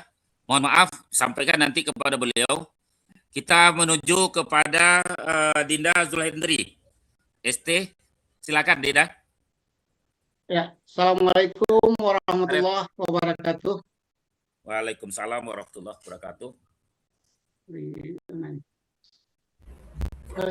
Waalaikumsalam warahmatullahi wabarakatuh. Ya, minta tolong Pak Anton ditampilkan layarnya itu. Tadi sudah dikirim ya sebentar ini PDF-nya. gangguan? Bapak-bapak. Mohon maaf, ada gangguan jadi terputus-putus seperti ini. Bisa dilanjut? Maaf, Dinda. Waktunya 3 menit lagi, Bundo. Oh iya, kalau gitu baik-baik. Sebentar saya share langsung. Ya, selesaikan dulu. Ya. Ini ya saya bilang ini topik sangat besar yang harus diuraikan secara terperinci, tapi waktunya sangat sempit. Jadi saya intinya aja saya sampaikan sekarang ya, Islam ya menafsirkan peran perempuan, menempatkan perempuan di dalam kedudukan yang mulia, bernasab ke ayah. Adapun nasab ke ibu cenderung bias dan bahkan bisa hilang. Ya, arah utamanya perlindungan, tapi perlindungannya sifatnya pasif. Sedangkan Minangkabau menerjemahkan Islam, mengimplementasikan Islam itu menekankan pada fungsi. Jadi nasab ayah dan ibu sama-sama terjaga dan berdaya. Ya, setelah berabad-abad, ABSSBK merumuskan kedudukan fungsi dan perempuan secara komprehensif, luar biasa. Islam dalam bingkai Minangkabau melampaui sekedar kedudukan normatif menuju optimalisasi fungsi.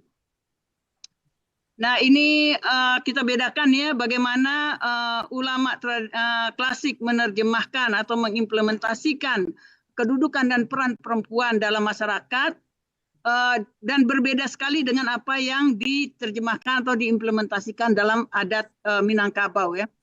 Yang ingin saya tekankan bahwa dalam Islam memandang kepada perempuan, slide berikutnya aja takut nggak keburu.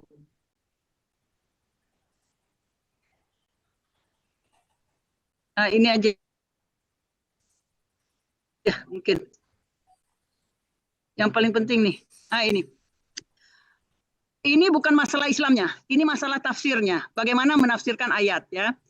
Masyarakat yang mengatasnamakan ajaran Islam itu berpegang kepada ayat auzubillahi minasyaitonirrajim ar-rijalu qawwamuna 'alan nisa, surat An-Nisa ayat 34. Dari situlah berangkatnya bagaimana perempuan diperlakukan, kedudukannya, fungsinya, perannya, berangkat dari surat An-Nisa ayat 34.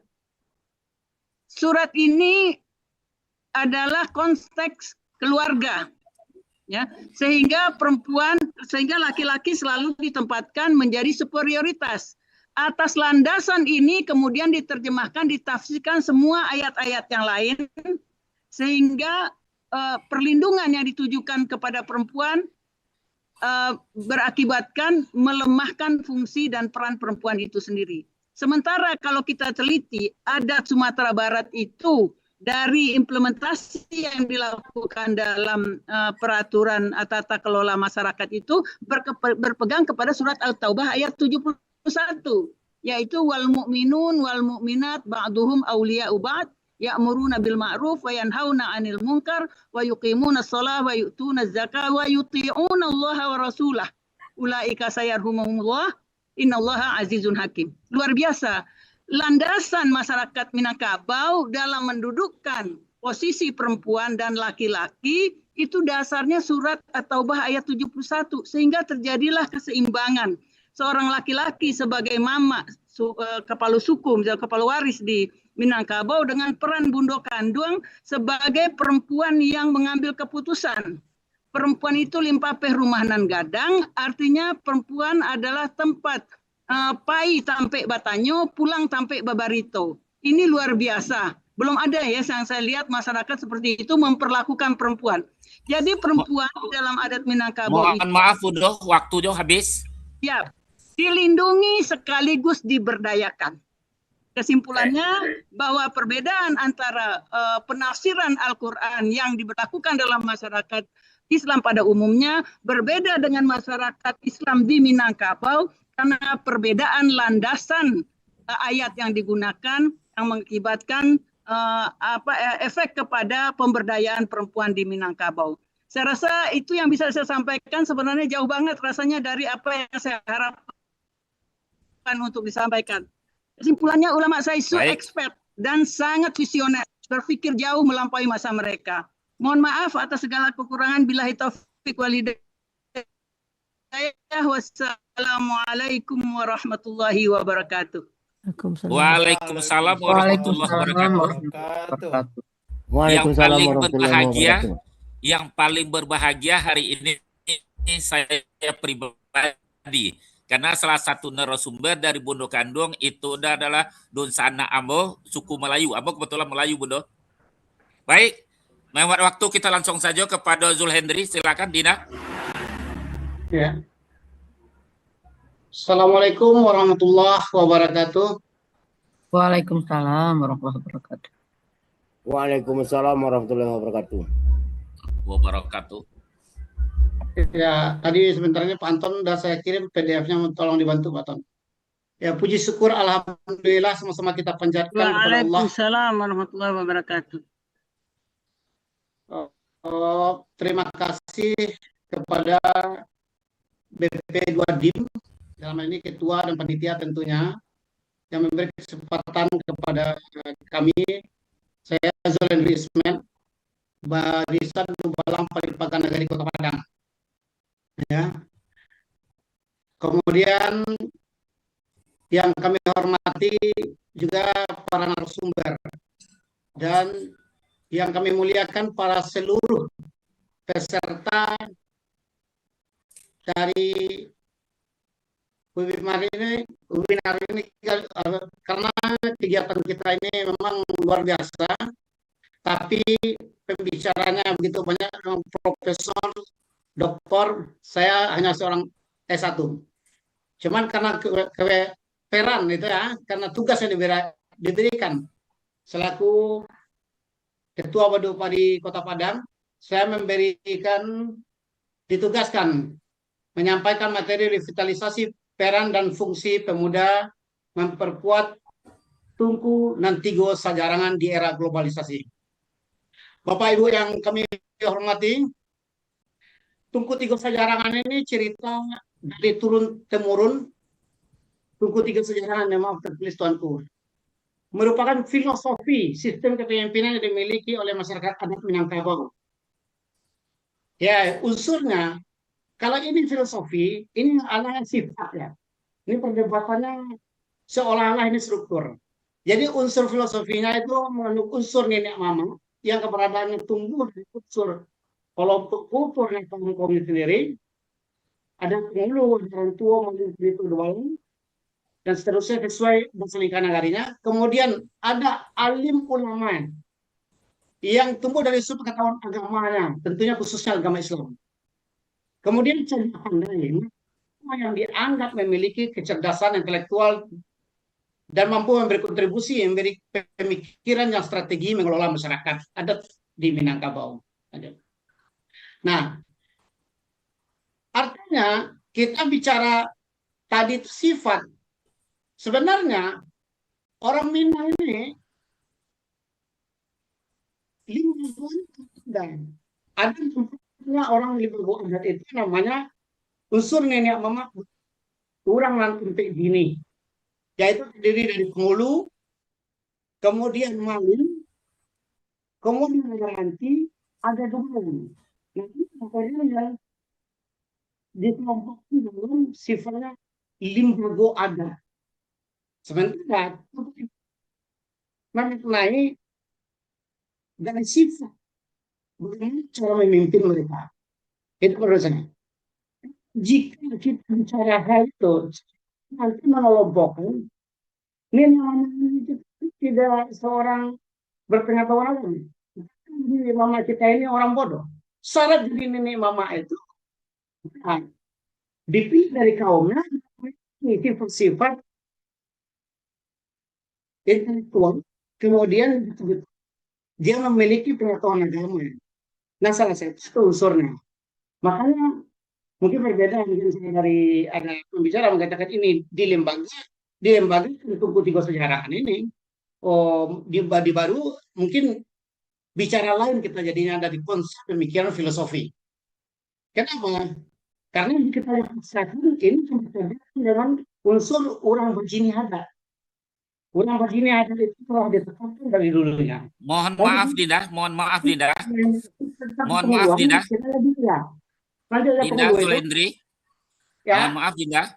Mungkin ada baiknya Dinda karena waktu kita terbatas fokus kepada generasi mudanya dulu. Karena memang yang tadi sudah dibicarakan sebelumnya. Mohon maaf. Unsur-unsur itu kita lewati. Mohon Pak Anton dilewati. Ya, lewati aja penghulu, malin nanti itu balang itu. Ya. Dilewati saja gitu. Kita lewati saja. Kita mengambil waktu ya. Ya, waktu ya kita lewati fungsi-fungsi itu kita anggap semua kita udah mengerti. Ya. Nah, kemudian ini salah satu unsur dari ya karena terkait dengan kepemudaan tadi unsurnya sebenarnya adalah mewakili nenek mama. Gimana? Ini dari global yang merupakan kesaktian atau sebuah kemampuan unsurnya kepada Indo. Apa yang sudah kita kepemudaan? Nah, ini menjadi mereka sebagai pemimpin nagari. Kan nenek mama bicara yang tiga tadi, penghulu, manti, malin, itu sebuah keputusan, maka tugas Paripagaya untuk melaksanakan, menjaga, mengawal. Nah, karena itu dibutuhkan seorang Paripagaya Dubalan di nagari itu. Dia mengetahui kejadian itu dan dia mengawal. Betul-betul kalau ketetapan sampai sekarang semacam perdanya lah gitu, peraturan nagarinya, maka Dubalang akan menegakkan itu. Nah, bagian dari pemuda. Pemuda ini bro, itu dulunya gitu. Nah, lanjut. Karena itu ya lanjut. Ini kompetensi-kompetensinya dia mengetahui aturannya di nagari, kemudian mempunyai menguasai suasana, kemudian nurani yang jujur dan bicara apa adanya, tiba di pari dari kampian, tiba di matuin dari piciangan, mauku sama panjang, menimbang sama balik. Tapi dalam hal menetapkan, pemuda itu bisa mengeksekusi keputusan-keputusannya. Nah, mungkin saja teman. Ya.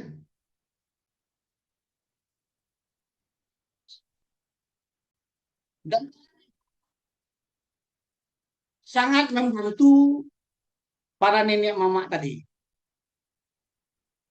secara teknis menjaga keamanan, membuat pertimbangan alternatif untuk mengangkat dan memberhentikan perangkat keamanan ketertiban kampung. Kemudian karena tugasnya disebut Dubalang disebut tagak di pintu mati, maka resikonya terbesar Dubalang itu adalah ya dulunya dia itu harus kehilangan nyawa bila perlu. Meski tugas terkesan dan keras dan tegas, Dubalang tetap mengutamakan kesantunan dan berbahasa sopan. Nah, terkait dengan itu, hari ini bagaimana pemuda sebagai Dubalang Paripagana Negari, ya kan? Hari ini kita perlu pemuda itu membentengi budaya asli daerah karena telah terjadi pendangkalan yang diakibatkan propaganda luar. Contoh, kita kan kaya nih. Kalau bicara dulu Pak, Bu, semuanya, kita dulu itu kalau menurut tolak ukur kita, budaya tradisi Indonesia itu, identitasnya bela diri itu adalah pencak silat. Telah ditetapkan oleh dunia, bahwasanya pencak silat itu sumbernya hanya dari Sumatera Barat dan Jawa Barat. Penca di Jawa Barat, orang Sunda bilang penca, kita orang bilang silet. Nah, salah satu kekayaan nagari. Kenapa itu jadi identitas? Kalau kita bicara bela diri ya, ini budaya salah satu ya, cara satu saja nih. Orang pasti kalau bicara karate orang identik dengan Jepang, kalau bicara dengan taekwondo orang identik dengan Korea, bicara kungfu identik dengan Cina. Maka silatlah menjadi identitas kita. Itu salah satu saja. Banyak hal yang menjadi identitas kita yang bisa kita jual di kedepannya di dalam hal mensosialisasikan pemuda ini. Karena kenapa?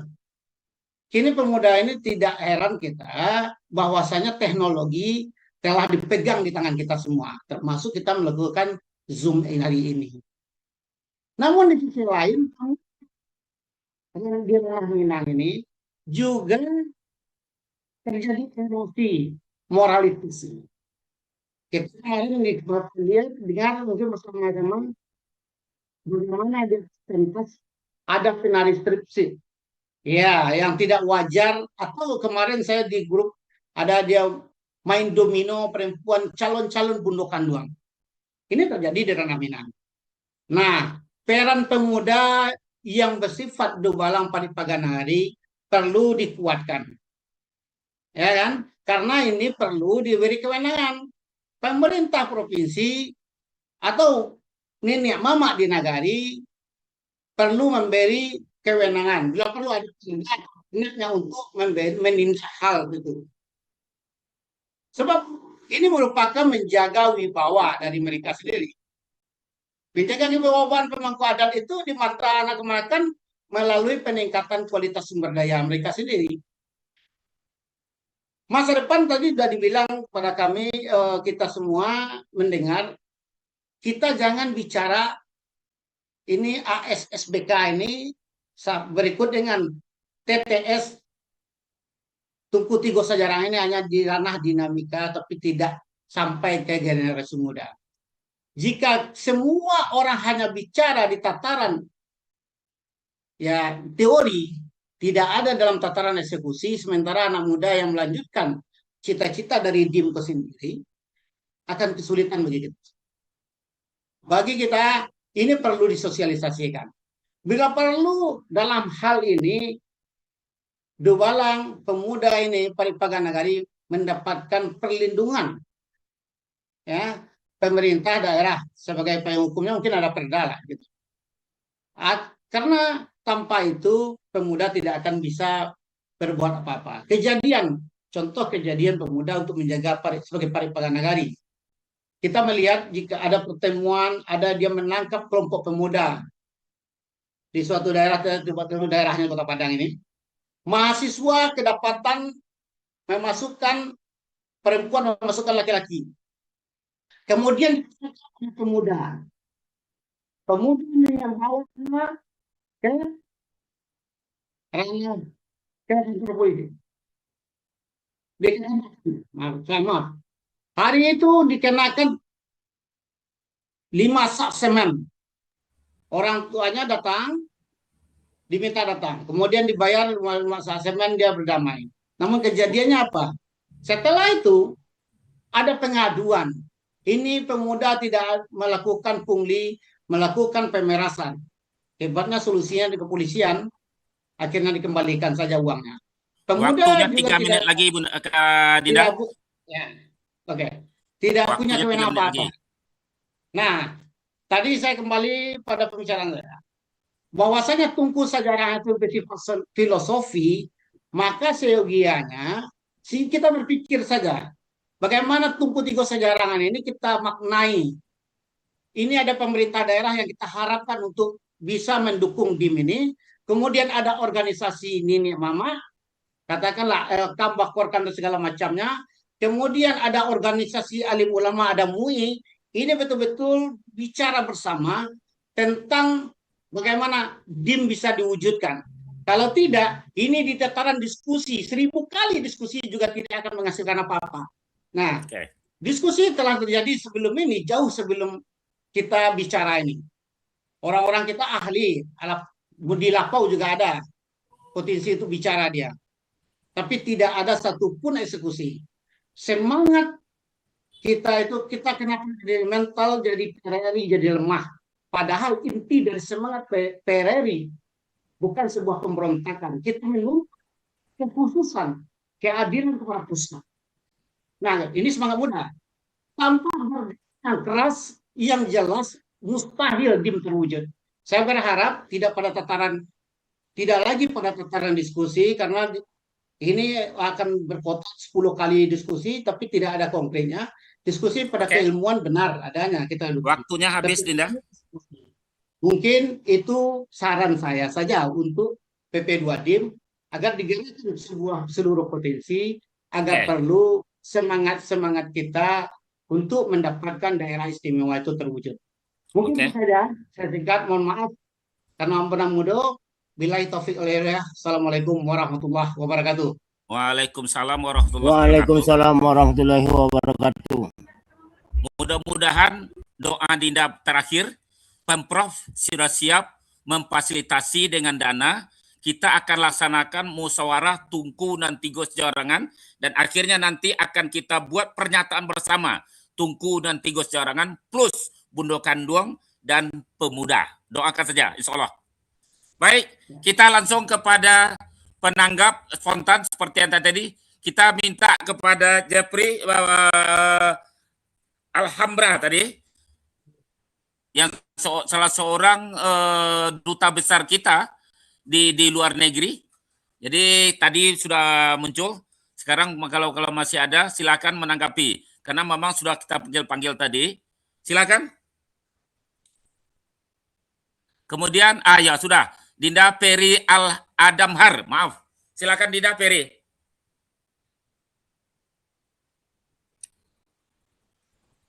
Silakan. Mic-nya diaktifkan dulu. Dinda Peri Adamhar.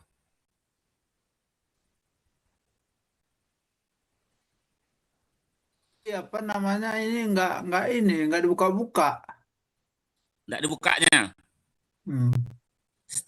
Silakan Dinda Peri Adamhar, bisa mendengar saya? Oh, nampaknya kita pending setelah ini beliau. Silakan Dinda Pelito Buana Sati yang dari tadi. Silakan Dinda Pelito Buana Sati. Silakan.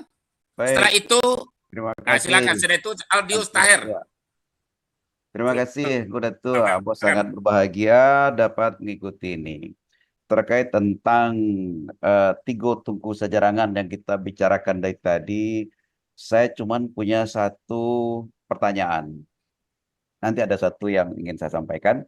Pertanyaannya gini, bagaimana kita membentuk suatu model integrasi antara Tiga Tunku Sajarangan ini dengan pemerintah? Kita tidak bisa lepas keberadaan kita sebagai bagian dari NKRI. Jadi kita nggak bisa secara administratif pemerintah itu ada. Jadi bentuk Tiga Tunku Sajarangan adalah hal yang klasik, ya. Tapi bagaimana model integrasinya kepada pemerintah Indonesia, pemerintah daerah, Pemda dalam ini, di setiap, baik itu di tingkat nagari, kota, dan berikutnya. Itu satu pertanyaan saya yang mungkin bisa dibantu oleh bapak-bapak narasumber tadi. Yang kedua, poin saya itu adalah, sudah berpuluh tahun mungkin barangkali saya mendengar dan beberapa juga pernah ikut tentang DIM ini. Tapi satu bentuk pola operasionalnya nggak pernah muncul. Kita hanya berkutat dan berhenti di dataran filosofis dan konseptual. Di chat pernah saya tulis tadi, bisa nggak setelah ini kita menentukan satu strategi ke depan kalau memang serius.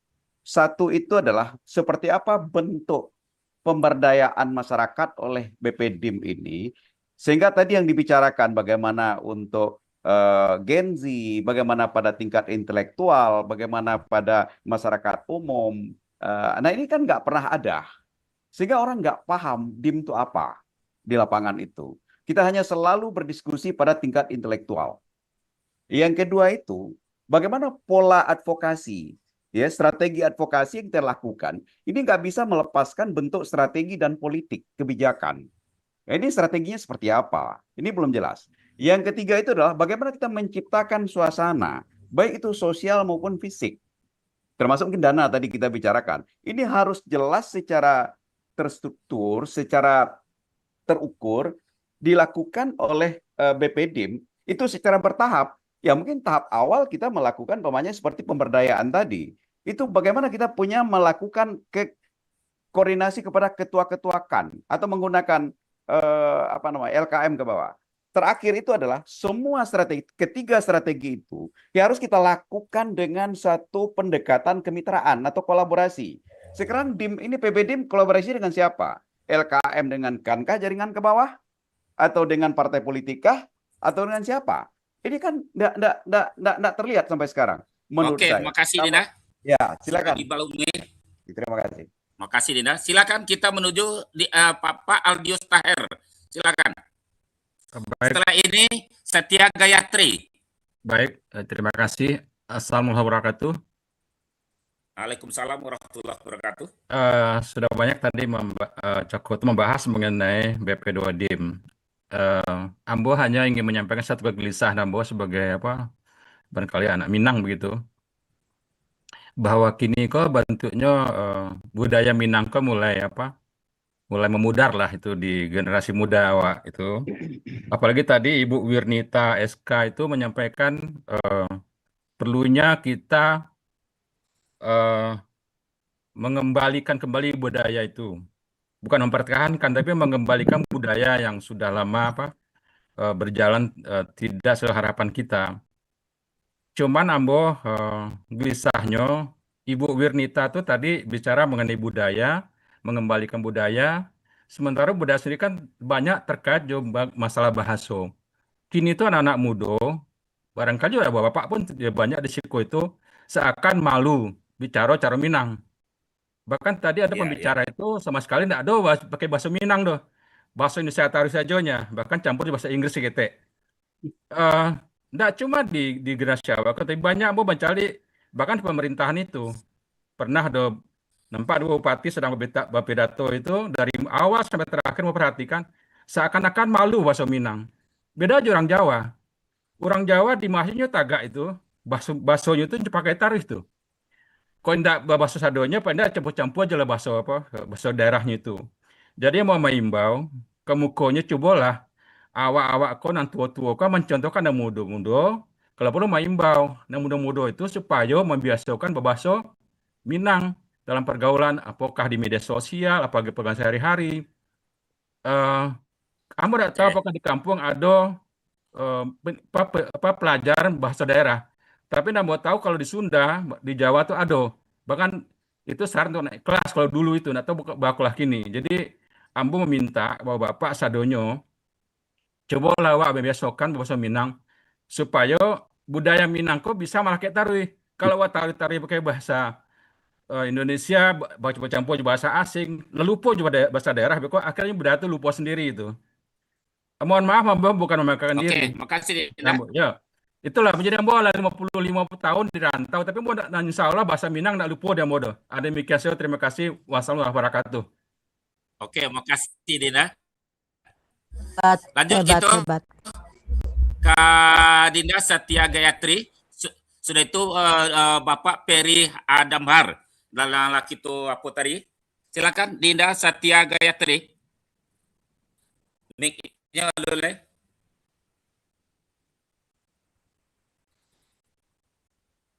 Mikrofonnya lu neduk Dinda. Maaf. Ya, iko sambung gayung basambui bana dari pertanyaan dari kecemasan Pak Aldi Tahir tadi mengenai pengajaran muatan lokal. Ya, Ambo salah satu pemerhati pengajaran muatan lokal. Kebetulan Ambo mengajar di Sastra Minang Universitas Andalas. Jadi Ambo lah mengamati bahwa pengajaran muatan lokal di awak itu ya separuh yo new, tetapi kebijakannya tidak, ya. Mengingat begini, kalau untuk di Jawa seperti di Sunda seperti Pak Aldi Tahir tadi, memang kami ada terkumpul dalam ikatan keluarga, ikatan dosen sastra daerah Indonesia. Jadi di situ kami banyak berdiskusi. Memang daerah awak itu enggak benar-benar tidak konsekuen melakukan itu gitu loh. Kalau di Jawa seperti dan Sunda itu udah paten itu, diajarkan dari SD sampai perguruan tinggi mengajarkan muatan lokal, tapi di awak enggak. Kemarin memang udah ada keputusan perda dari gubernur untuk melaksanakan pengajaran muatan lokal, tapi itu enggak maksimal. Ada yang melakukan enggak dan ada yang enggak. Jadi separuh-separuh hati. Makanya untuk pengajaran muatan lokal atau untuk mengajarkan pewarisan budaya Minangkabau, salah satunya adalah melalui pendidikan. Itu bisa diukur, baik itu pendidikan formal dan informal. Jadi wacana-wacana caronya generasi muda itu bisa mempertahankan budaya atau ide-ide yang awak sampaikan tadi, itu adalah salah satunya melalui pendidikan. Nah, jadi dalam wadah itu barangkali itu juga bisa himbau pemangku kebijakan baik itu tingkat 1, tingkat 2 atau untuk bisa melaksanakan pengajaran muatan lokal. Jadi sangat disayangkan kalau seandainya kebijakan itu tidak betul-betul dilaksanakan. Itu saja. Jadi dalam hal ini memang tertinggal budaya Minangkabau di daerah lain, ya, tertinggal Pak. Kalau di Jawa, di Sunda, udah ada pengajaran muatan lokal. Bahasa dan sastra Jawa, bahasa dan sastra Sunda, Melayu, udah ada. Di awak lu nado lah. Jadi akhirnya makasih Bu Do. Ya, itu sekali Pak. Ya, makasih Pak. Makasih. Assalamualaikum warahmatullahi wabarakatuh. Waalaikumsalam warahmatullahi wabarakatuh. Silakan lanjut kepada Pak Peri Adamhar. Silakan. Karena beliau kok memang dari jauh lah dari duta besar. Silakan. Mic-nya lu nidui. Nampaknya masih alun juga. Kita ulang cek lagi, kita bagi kesempatan sengaja datang dari jauh sebagai duta untuk berpartisipasi dalam acara kita.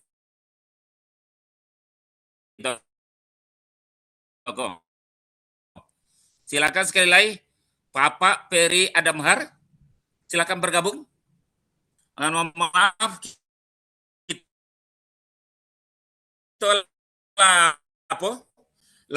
hampir di penghujung waktu yang diberikan kamu sebagai moderator.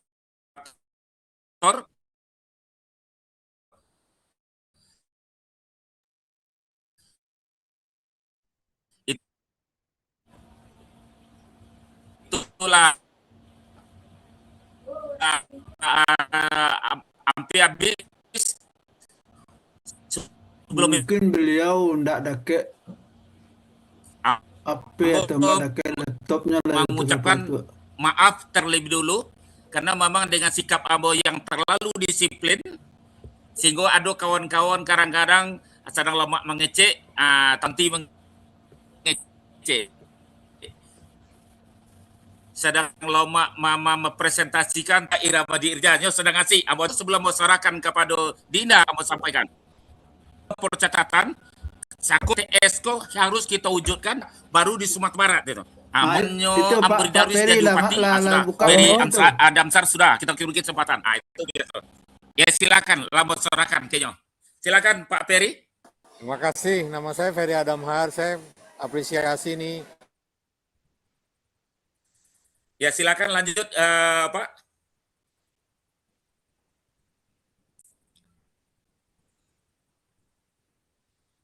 Terputus. Halo Pak. Ya silakan lanjut, terdengar. Halo Pak. Ya lanjut. Halo, lanjut. Iya Pak. Ya silakan. Ya mendoakan apa yang Bapak lakukan dan ibu-ibu ini terus berjalan dengan bagus Pak. Amin. Ya Robbal Alamin. Karena orang Inggris tuh bilang, there's nothing new under the sun Pak.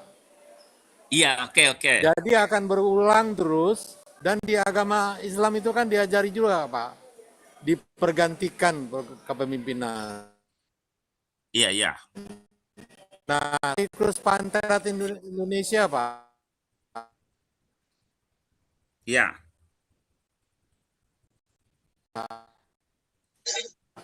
Satu apa juga. Masih putus-putus Pak. Kan orang hebat dari Halo? Ayo lanjut Pak, lanjut kedengaran.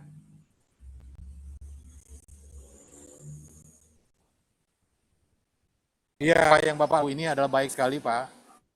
Karena ini adalah siklus yang mungkin bisa memajukan lagi Minang Pak. Iya.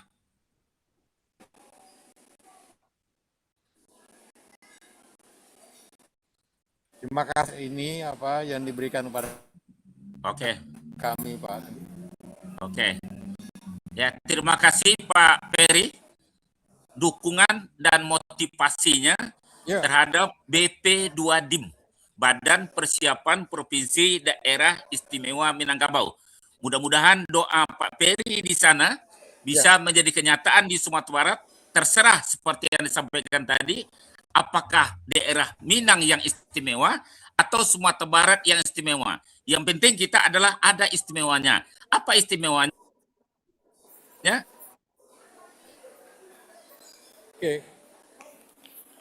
Adat Basandi Sara Basandi yang terputus.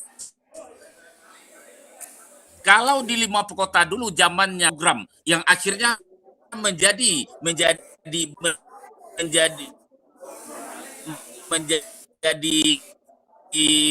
acuan bagi Pemprov Sumatera Barat ketika itu zamannya ketua melahirkan sebuah perda namanya tersebut sampai hari ini mandul. Itu. Kemudian yang kedua, kembali kepada persoalan yang saya sampaikan tadi, bahwa kita harus mulai dinagari. Kata Profesor Dr. Duski Samad, perlu dinagari kabupaten kota ini agarkan bahwa TTS itu ada di negari.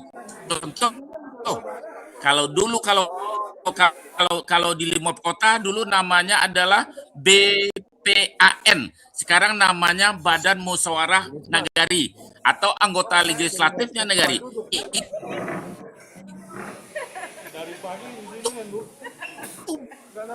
Berasal dari TTS. Ada nih mama, ada alim ulama, ada cerdik pandai, ada pemuda, ada Bundu Kanduang. Jadi unsur yang 5 seperti yang disampaikan oleh Bundu Kanduang terjadi juga perwakilan wilayah. Sekali lagi penekanan kita adalah perlu dibentuk kita di Sumatera Barat agak 5 nagari atau 1 atau 2 terserah. Yang penting BP2 DIM yang memperkarsai ini. Terakhir dari saya, bicara masalah penyelesaian sengketa, itu Elkam Sumatera Barat telah memfasilitasi selama itu adalah kasusnya itu. Jadi saya selalu diikutkan sama orang-orang Padang gitu. Dari pagi udah marah-marah. Sebelum sampai ke pengadilan, itu harus adat. Kali arti ya,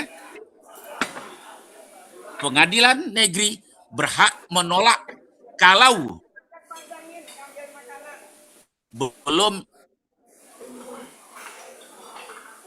diselesaikan atau belum dikakok di lembaga adat yang ada di negeri. Yang jelas adalah, dan kepada terakhir pada hari ini kepada Dinda Elvira Naim. Silakan Dinda Elvira Naim.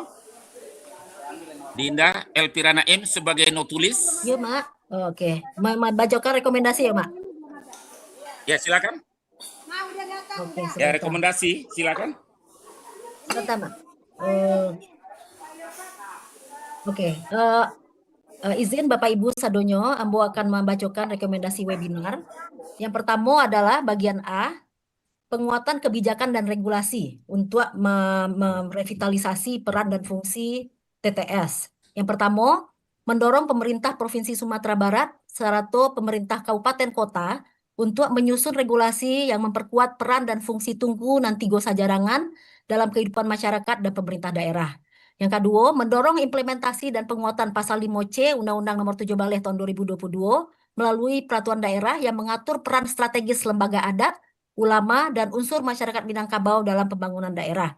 Dan ketiga, mendorong pengintegrasian Tungku nan Tigo Sajarangan ke dalam tata kelola pemerintahan daerah melalui penguatan peran TTS dalam fungsi eksekutif, legislatif, dan penyelesaian sengketa adat, termasuk melalui keterlibatan dalam Mahkamah Pertimbangan Gubernur dan pembentukan Dewan Perwakilan TTS pada tingkat provinsi dan kabupaten kota. Yang keempat, mendorong pembentukan forum konsultatif atau forum pertimbangan daerah yang melibatkan unsur TTS dalam proses perumusan kebijakan publik di tingkat provinsi, kabupaten kota, kecamatan, dan nagari. Yang bagian B, penguatan kelembagaan TTS, yaitu memperkuat posisi dan fungsi kelembagaan TTS agar tidak hanya berfungsi pada tingkat nagari, tetapi juga memiliki peran konsultatif dan strategis pada tingkat kabupaten kota dan provinsi. Yang kelima, mengembangkan model peradilan adat dan penyelesaian sengketa berbasis adat sebagai pelengkap sistem hukum formal, khususnya dalam perkara adat, sako, dan pusako. Dan keenam, mengoptimalkan keterlibatan unsur adat, ulama, dan bundo kanduang dan pemuda dalam forum koordinasi pembangunan daerah dan kemasyarakatan. Bagian yang C, yaitu penguatan pendidikan dan regenerasi.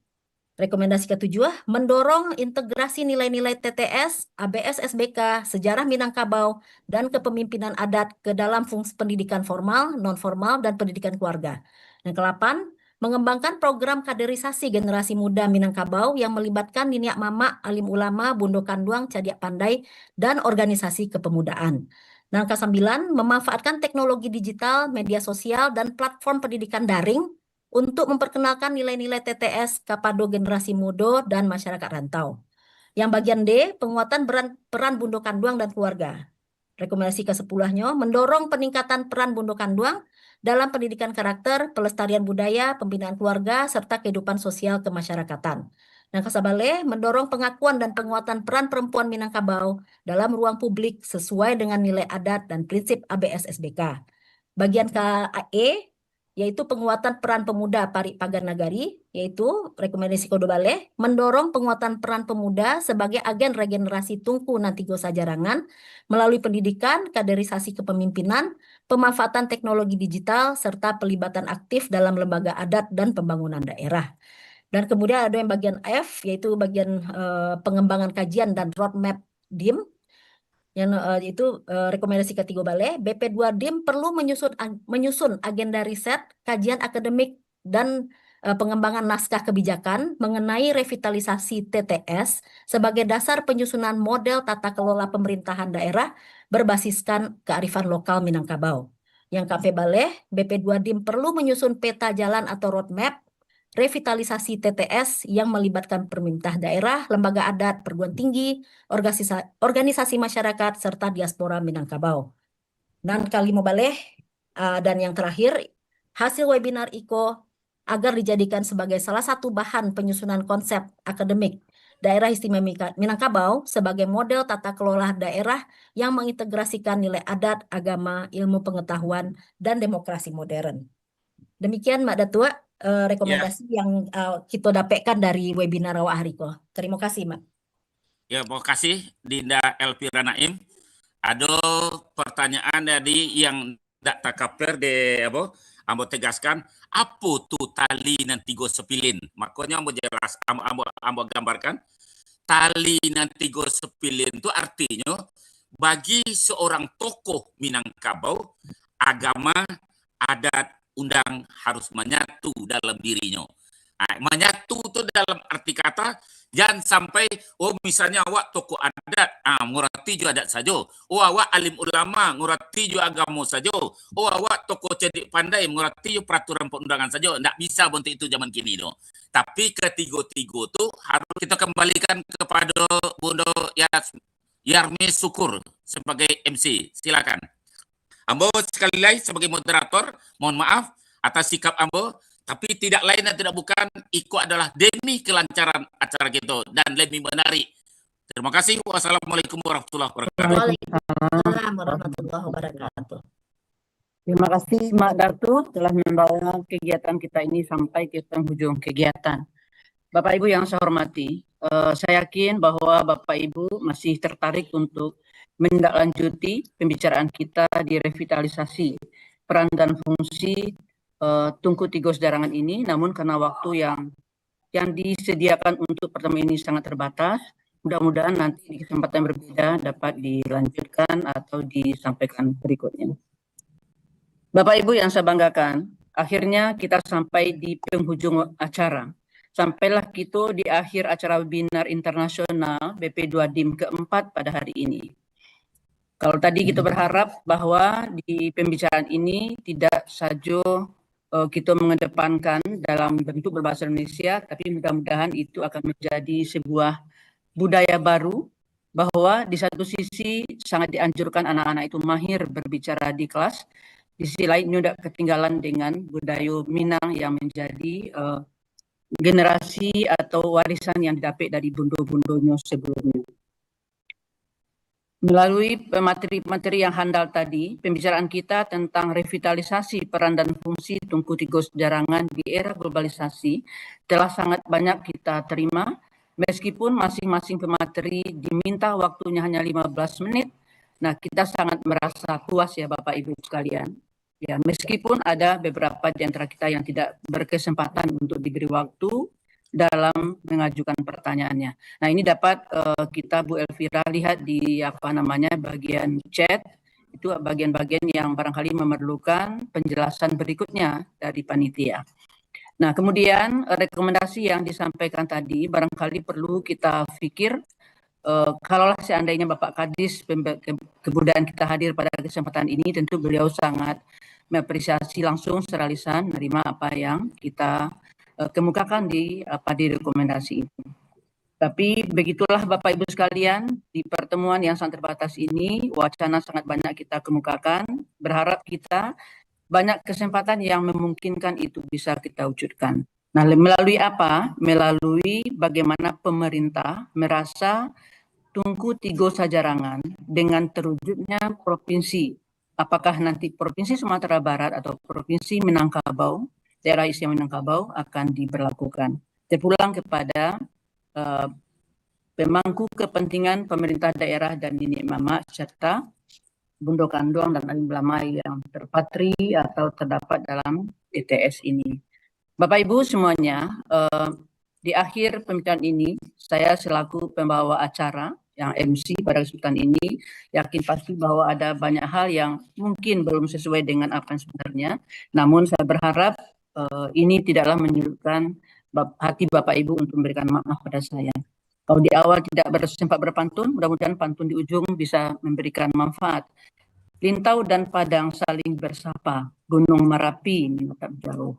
Acara ditutup dengan suka, semoga hati semua tetap riang dan satu berikutnya, batang pinang tumbuh di halaman, sampai bermain si anak muda.